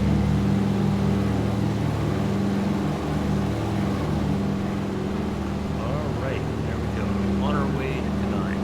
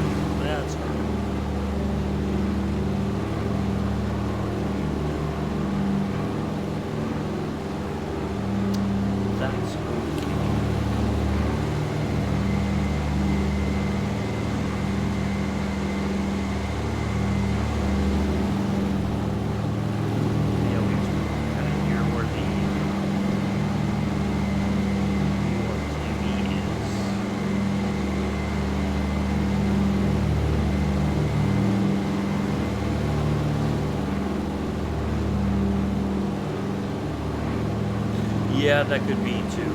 Yeah. Well, like until whoever it was just left, I had like 250 followers, but I know that I will never see all 250 of those people in the chat. I'd be shocked one day if that was the case. So I know it's, and some people, they're like, oh, I don't really watch this person anymore, I'll leave, whatever.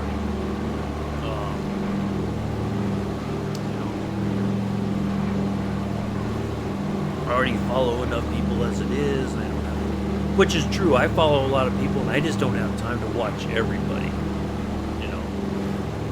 It's kind of difficult to do all that. So I know, like, I follow Continuum, and somebody gave me a 1 month subscription to his channel, but I haven't really been in there enough to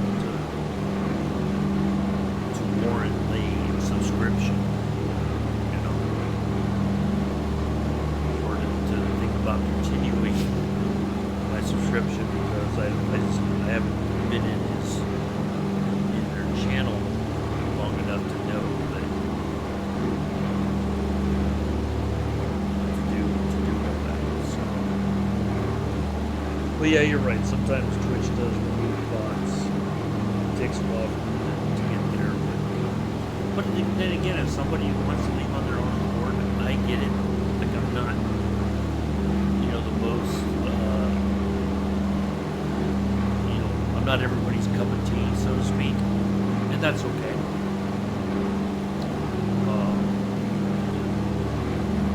I try to do things that are somewhat interesting, but not everybody enjoys them. They want things to be fast. And I think part of it too is some people will follow either because they want to just jump in and fly with you. And if you say, well, not right now, then people kind of get upset about it. Other times it's that they get very demanding. Like they want you to fly, you have to do this, fly from here to here. But then they're never there when you actually do it. And then they get mad. They're like, well, I already did it. So, but yeah, it is what it is. I'm not bothered by it. I don't expect to be a big streamer like Two-Tone Murphy or somebody like that. They're well known in the community. They've been doing this for far longer than I have. And but that's okay. That's their thing. I'm just happy with the audience I have. So yeah, I'm not too bothered with it. Let's have a look at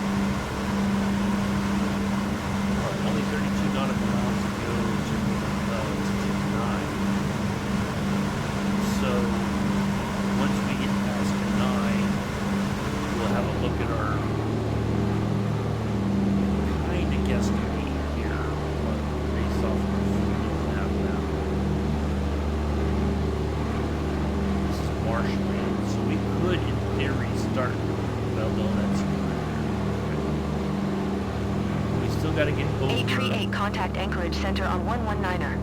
7. Good day. This area, going to 119er. 7838. It's kind of like marshland or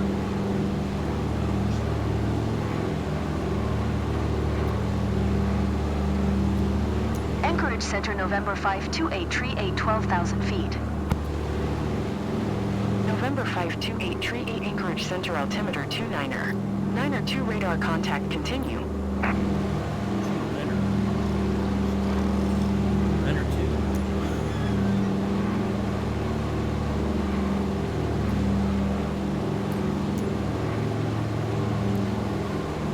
Oh, I might be not talking loud enough.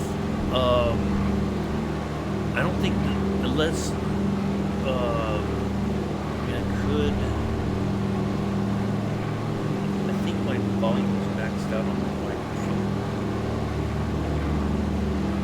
Yeah, I think it is. It's just that sometimes I don't talk. Like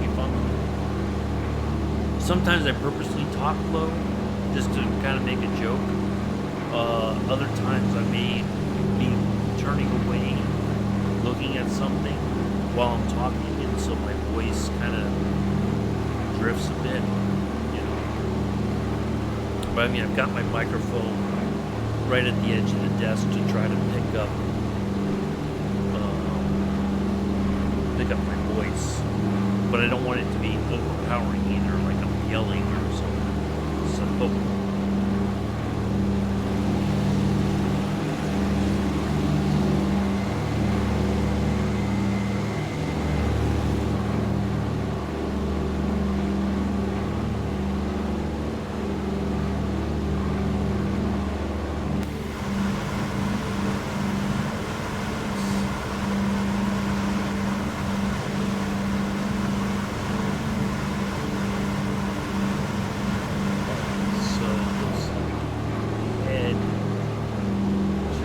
up here somewhere is where our Kenai is.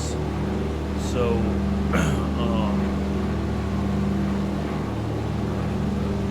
yeah, once we pass there, I think it's pretty much low area here. I'm gonna get down to about 9.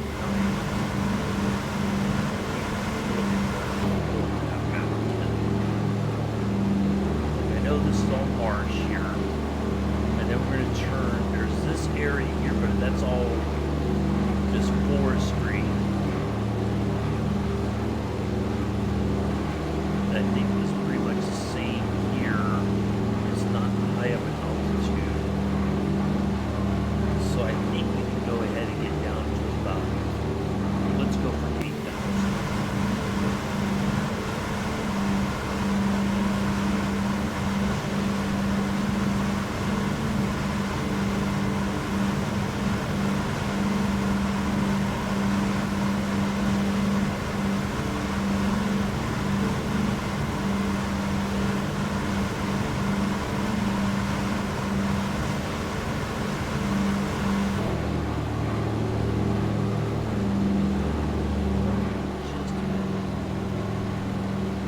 Overspeed.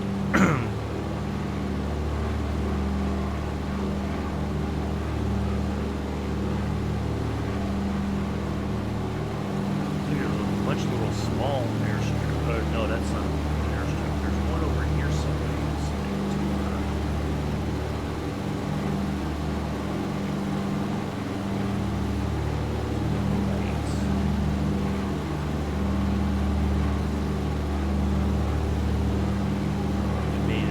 Private airstrip or something.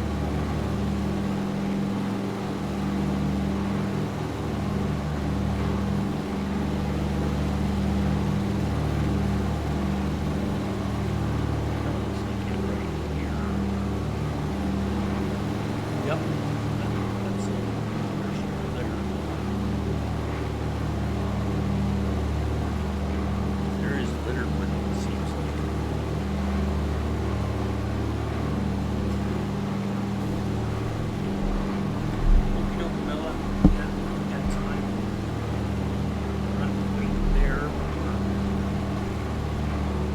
There.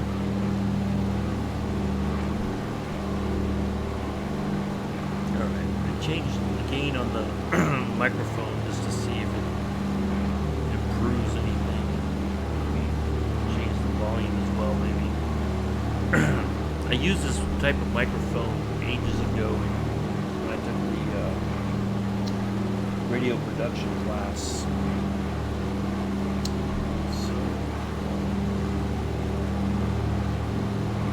Kind of have a knowledge of it, but sometimes there's other factors that may change this, and I've tried to find a way to find a balance in the sim where you get a good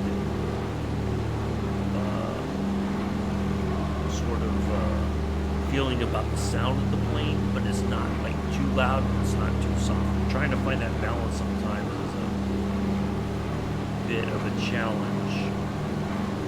Certainly outside the plane, like if I move to the front, the sound changes, right? If I move back, it changes. If I go inside, the sounds are different, So I've been trying to dial all that in, but it's not quite as easy as one would hope.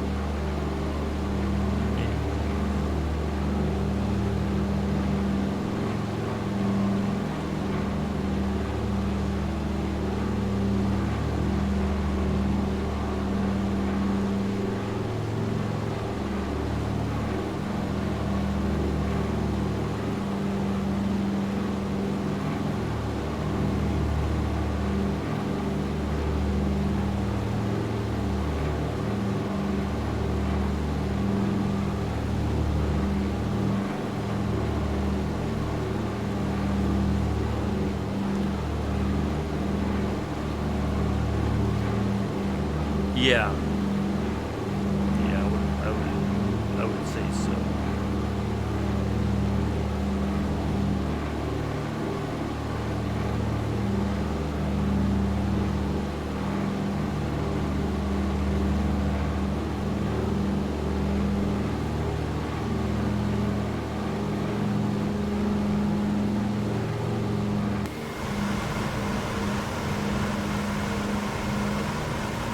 Well, and the pilot, co-pilot probably had on their headsets with their microphones or whatever. All right, there's 9 right there. Anchorage is just over that way. All right, we're almost there, folks. And a lot of that was probably, between World War I and World War II technology, certainly after World War II technology. It took a while for the headpieces to be better and all that.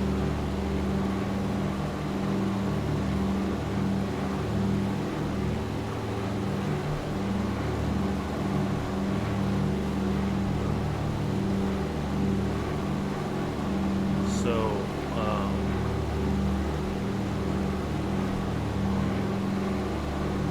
all right, there's Midnight. All right, turning towards Anchorage. Let's see what we have.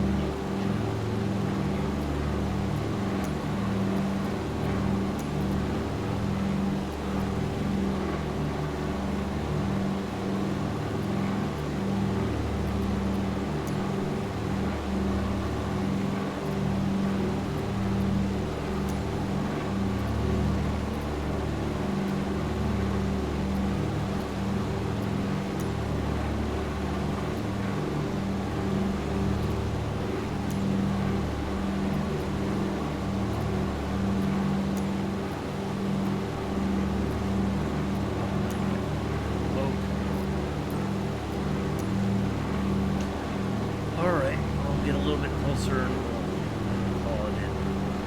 Let them know we're coming in. I think we can go ahead and get down.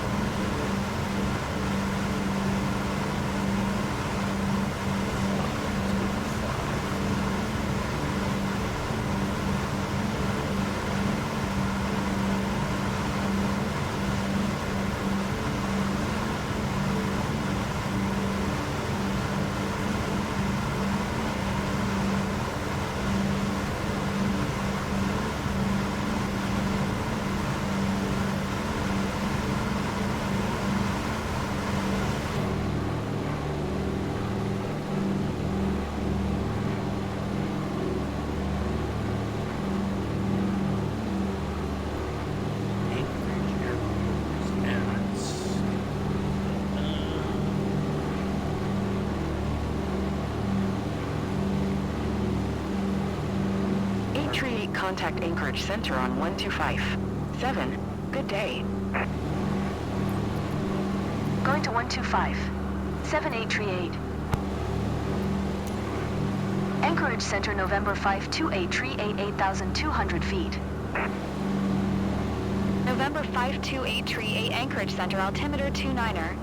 Center 2 radar contact, continue.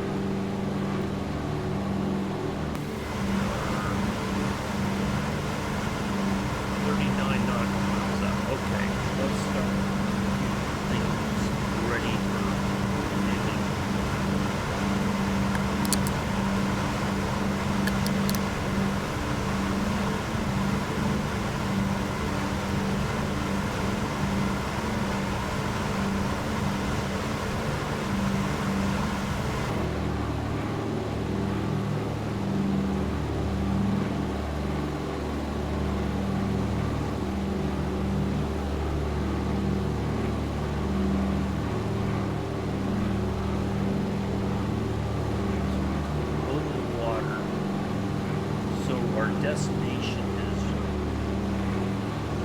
right over here. Right about there.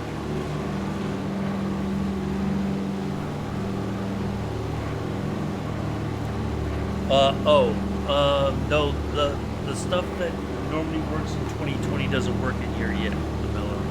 It's the DC3. It's just it's the model that has the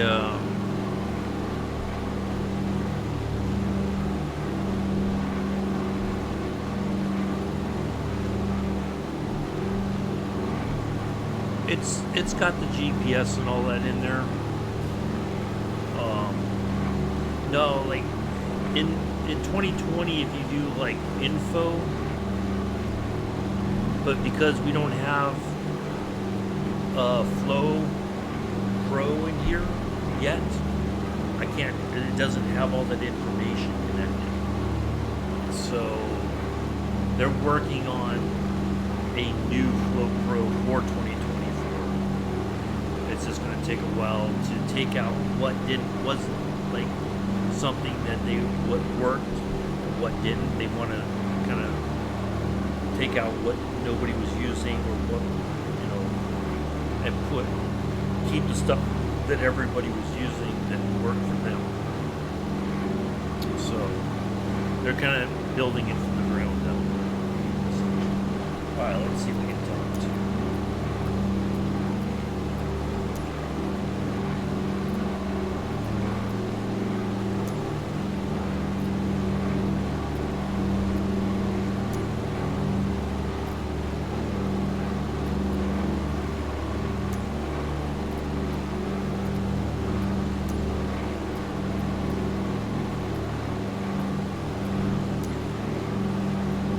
Contact Anchorage approach on 119er. 1. Good day. 119er. 1838. Oh, see now it's handling the. No, maybe not.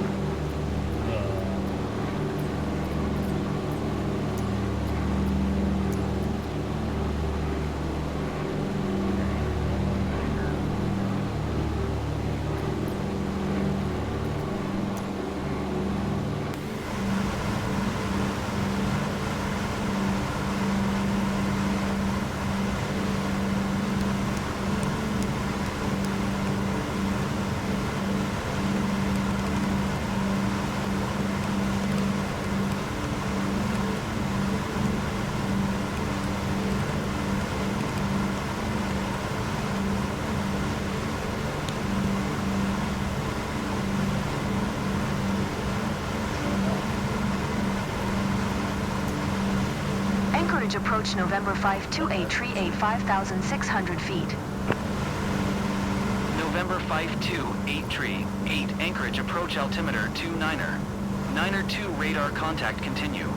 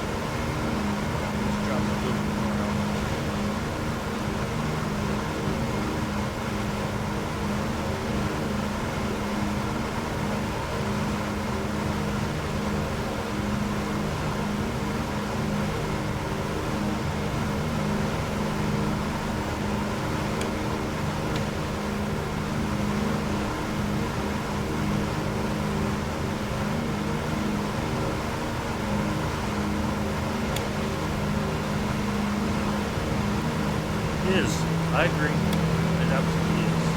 I mean, I don't know how close the real sort of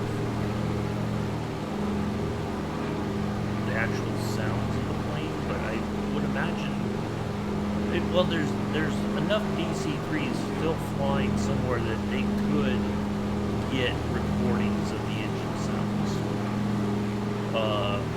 I don't know if they ever will or not, to be honest. Alright, let's have a look at our little map down here. Alright, so the island that is here, that should be Fire Island. I do believe.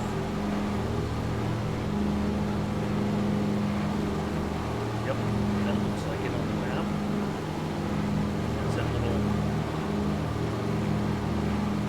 Alright, so we should be close enough to... I can't believe it's not on the list. There's Fire Island.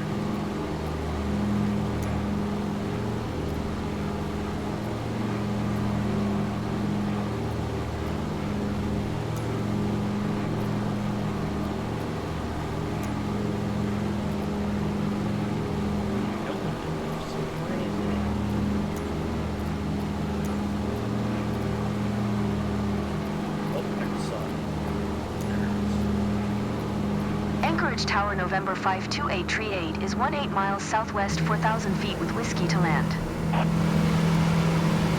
November 52838 Anchorage Tower. Altimeter 29er. 9er to fly straight in runway 7R. Okay. So we're not gonna, Make straight in runway 7 or 838.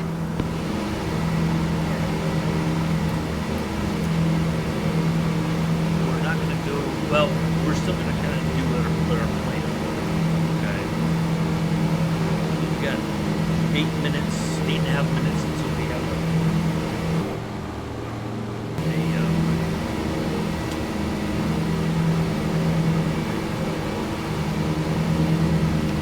commercial.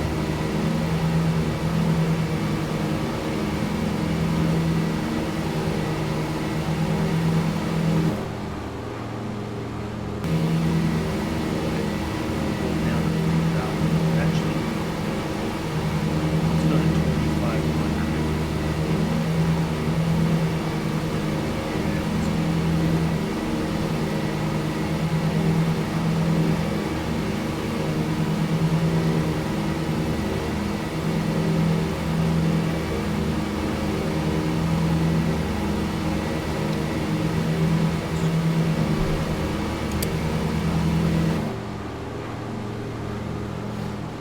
All right. So there's Fire Island there. Should be it. And we're gonna fly over the airport to verify what we're getting ready to do. Burn off some time. We only got one snooze left to use.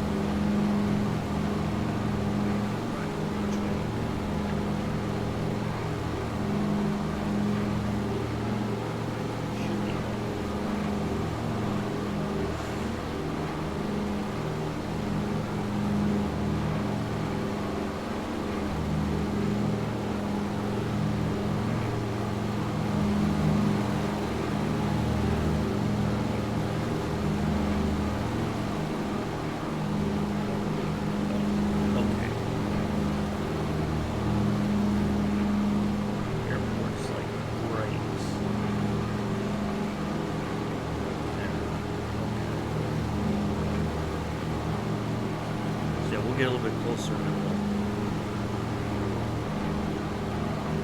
838 wind 255 at 6. Clear to land runway 7R. Clear to land runway 7R 838. Yep, okay, I see the runways. Got it. We can fly past. We're going to kind of use this bay here as a reference. We're going to kind of go around. We're just going to follow that around to the left. Big loop-de-loop.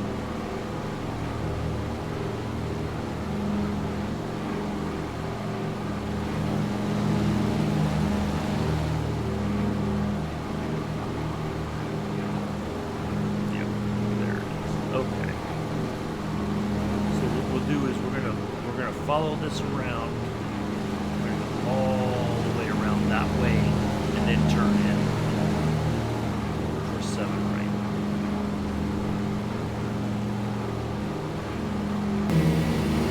Okay.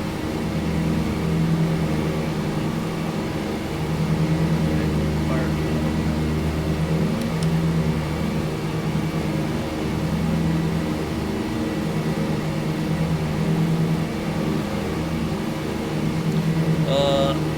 I just had a couple of snacks. I had some hard-boiled eggs this morning. Just to get something in my stomach so I can take my vitamins and all that.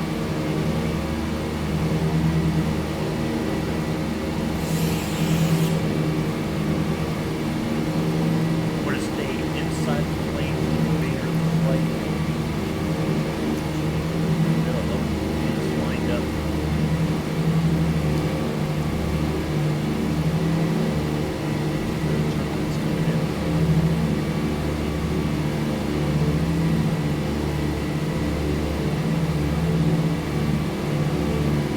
Last night I had chicken patties for dinner. Just like a couple I just took in the oven real quick.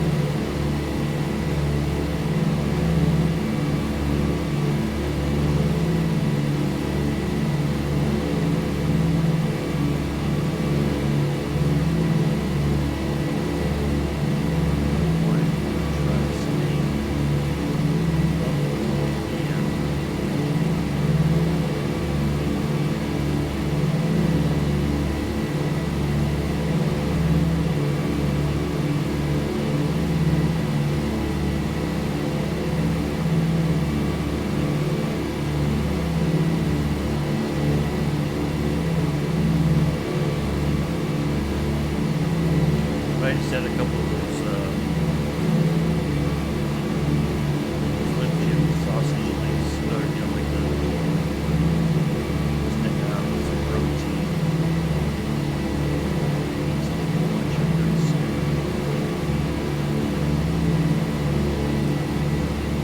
So I can get ready to fly with Kevin at 1 o'clock. My time, this time. So, if you'd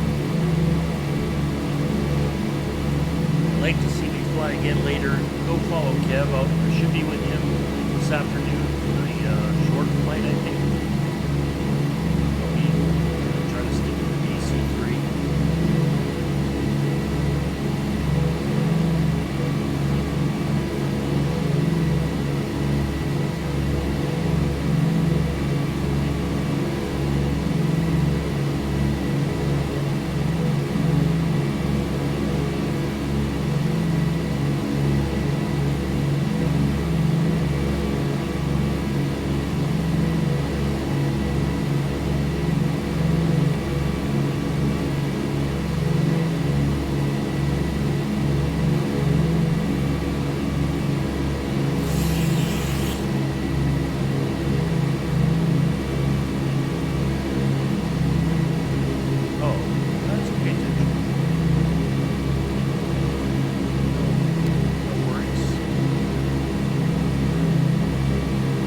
I was going to do it last night, but I was pretty tired, so I didn't.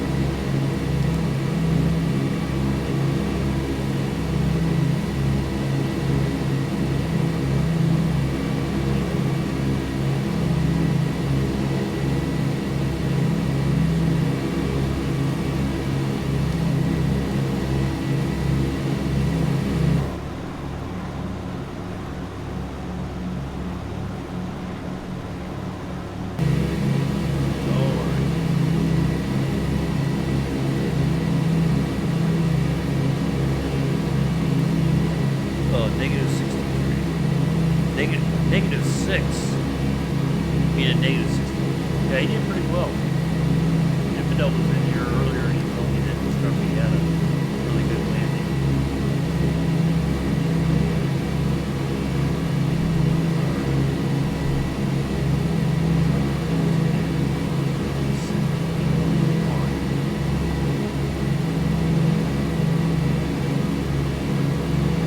Yeah, so I don't think I'm going to beat him in the DC-3, but I'm just trying to get flights. I got this will be flight number 40 and 50 for the achievement in FS Hub DC-3, and then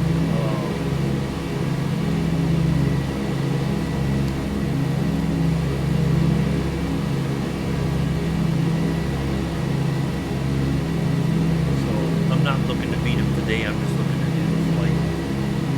I don't think it'll take that long to do the DC-3 even. But I don't know what Kev's going to want to fly on the short. It's only 100 and some odd nautical miles. 114, I think. So, depending on how much time he has, he may pick something slow just to try to get at least an hour out of the stream.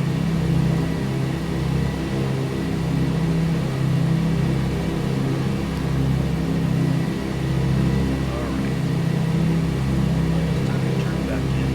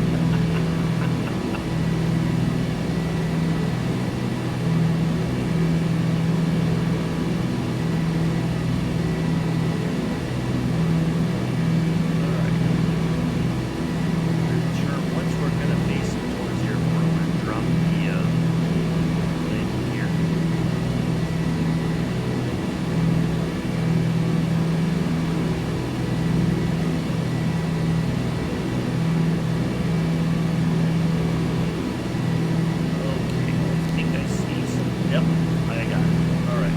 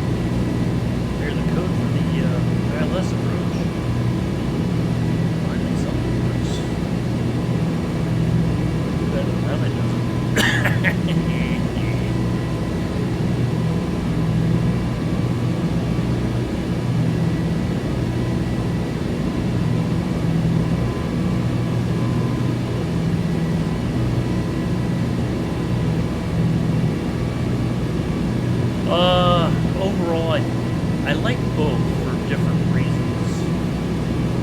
I like 2024 because the scenery seems to be absolutely phenomenal. The only thing I don't like is I can't use the stuff that I normally would use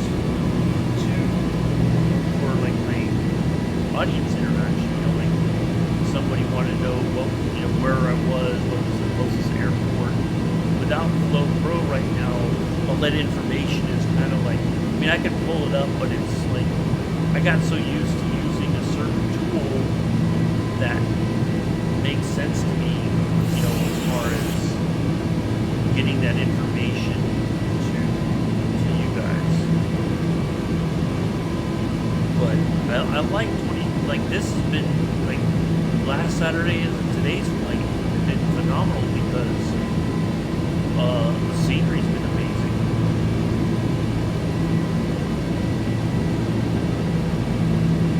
I think so.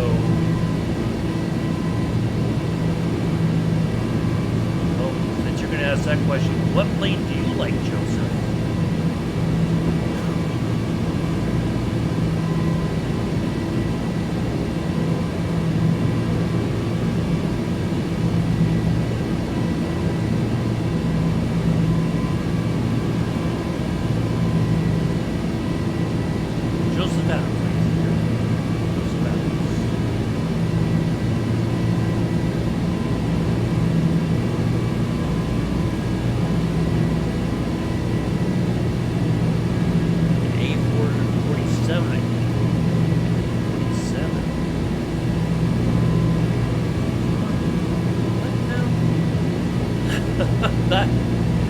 I don't know what that is, Joseph.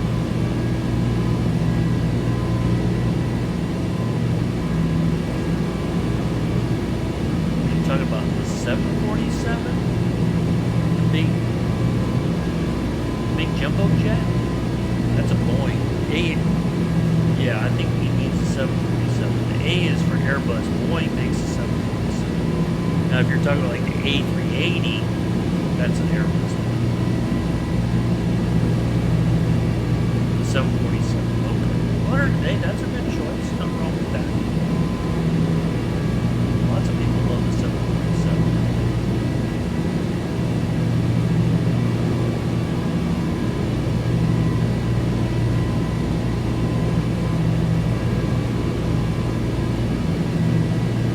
Now, here's the big question of the day. Joseph, what is your favorite meat pie? With this one. No, those are the 747, A350 is an Airbus. It's like a large passenger plane.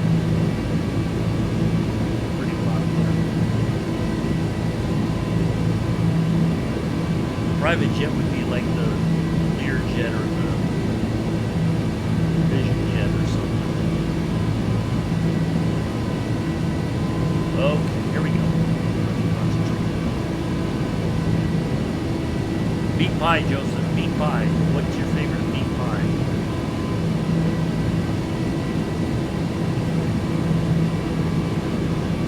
Let's see what this was. That's what flaps down.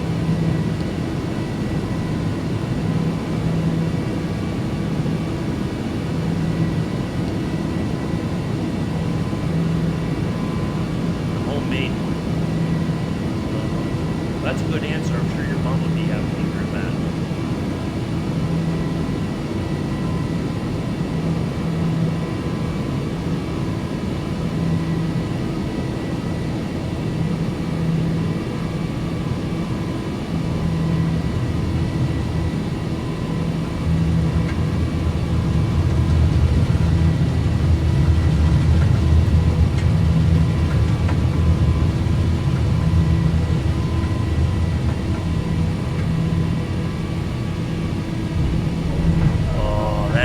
That has to be grease. That had to be a grease landing.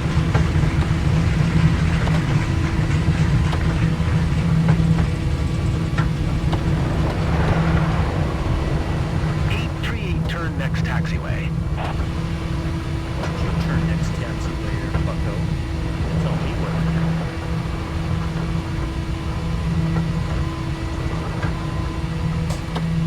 Let's see, how do we do? We got a 44. Oh, love it.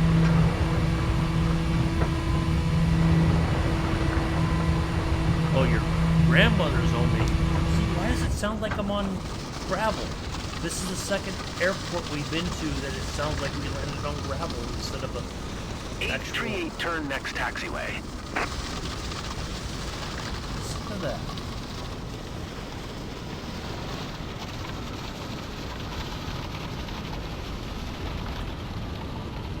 That sounds like we're on gravel. What the deuces? Oh, gee whiz. Come on, guys. This is a hard surface. 838, contact ground on 121. Niner.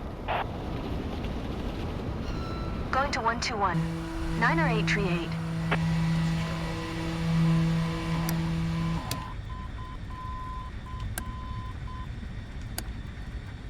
Okay.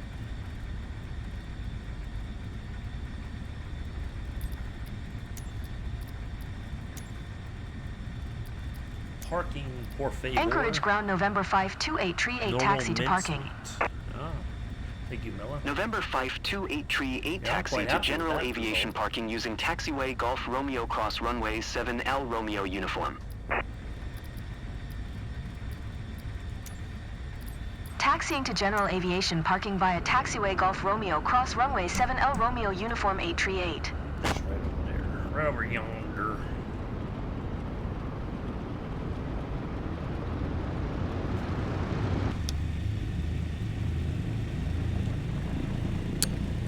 Yeah, it was a good way to end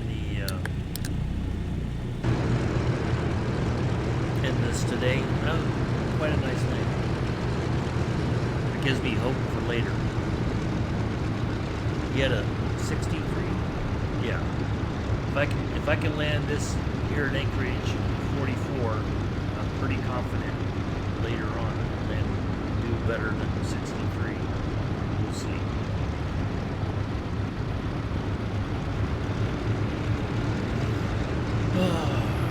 Made it. By the hair on Joseph's chin, he made it.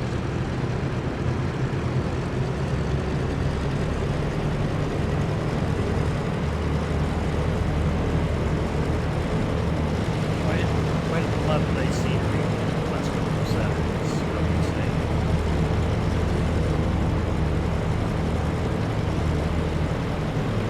I thought that landing went better than I'll take it all the way to the bank.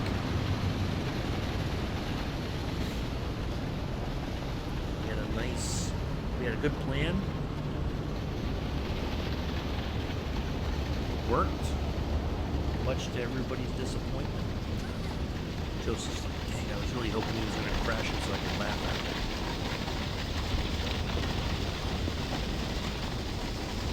Come on, Joseph. They're like, maybe I'll see a crash. And I can be like, ha ha. Well, according to this was a smooth landing.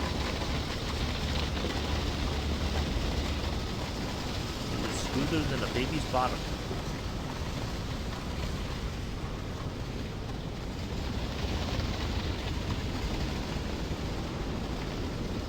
I don't know if it was that smooth, but it was pretty darn smooth. Nick didn't spill his latte this time either.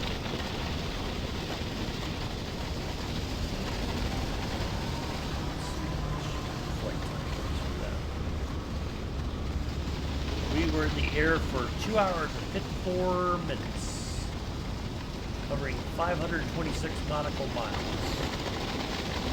It was almost a 3-hour tour.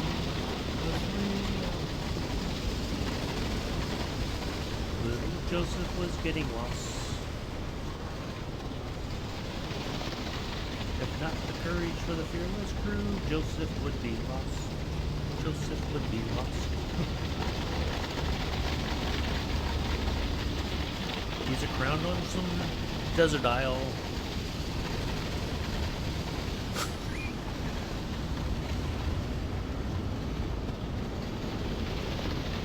Well, we're going over by the cargo area. If you've ever seen Big Jets TV, and if you haven't, I highly recommend it.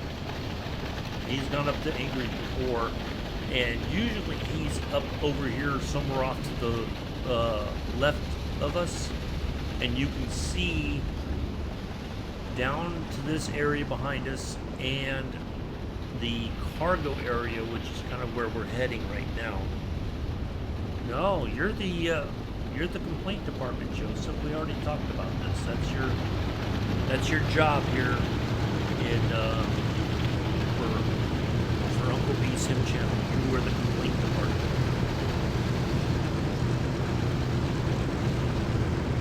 So yeah, if you've not seen him, definitely go check him out. He's been in Tokyo actually this whole week. If you're not a member, you can't watch those streams yet, but get a membership. It's well worth it. When he comes up here, you will see 747s taking off and landing in Anchorage. The Dreamliner has come in here before. He's got video of that. Disappointed that this seems like it's on a gravel runway. That's what it kind of sounds like. We're not on a hard surface. There's a Dreamliner, matter of fact. Ooh, look at that. There's a tri-jet. Oh, somebody's parked in my spot. You big jerks. Get out of my spot.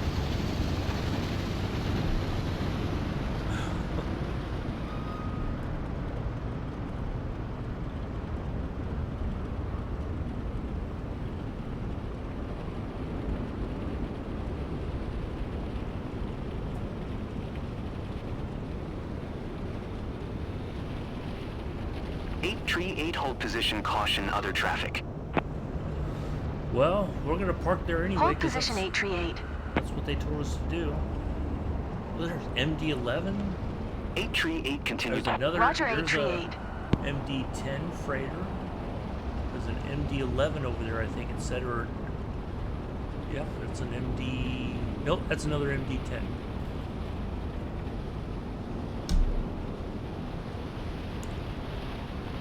Well, we can, but I think what we're going to do is we're going to park, as long as something else doesn't populate in, I'm going to park here to the left instead. Since somebody parked there already. That's something else I need to fix, I think. amongst other things. Well, I can go in there. It's not like I'm going to crash, but I'm just going to go over here and park. It's okay. It's just a glitch in the matrix, Joseph. That's what it is. That's okay. We got an open spot here. We'll just park over here. That's all right.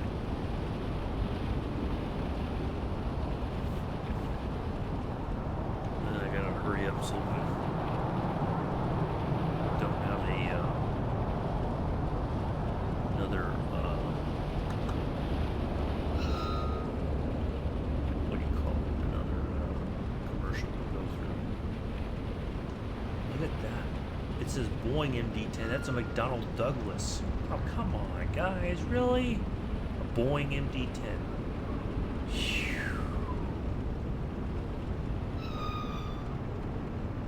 That's like saying a Ferrari Mustang.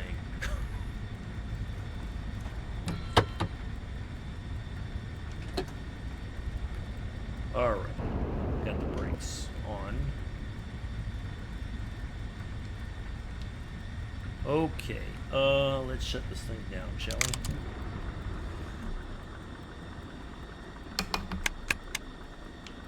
And let's, what else we gotta do? We gotta close, turn off the fuel. Off. And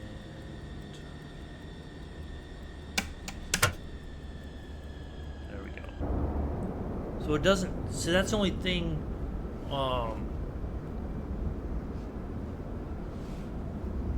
that when you park it and shut everything off, the flight doesn't end. I don't know if there's like a switch or a setting that I can use to change all that, but there we go. We put our chocks down. We got our fire extinguishers. Passengers can get out and walk across to the terminal somewhere. But yeah, over that way is all cargo. Anyway, well, I don't want to talk too much longer because I'm going to get another ad thingy. So thank you all for coming in and hanging out. Hopefully you enjoyed it. If not, you know who to talk to. I'll be back next Saturday, hopefully at the normal time. I will post something in the Discord if for some reason we cannot, if the time is going to be different or whatever. So hopefully everything goes according to plan. So thank you, Mel. Appreciate it. Yeah, it was quite a nice flight. I really enjoyed that one. Pretty happy with the results. So do enjoy the rest of your Saturday morning, afternoon, evening, early Sunday already. For Joseph, it's already Sunday for Joseph just because. You're welcome, Joseph. You're welcome. I will see you all next Saturday. Until then, I have been and always shall be your host, pilot, lead singer, driver of the airplane, blah, blah, blah, blah, blah. Uncle B. Until next time, peace, live long and prosper.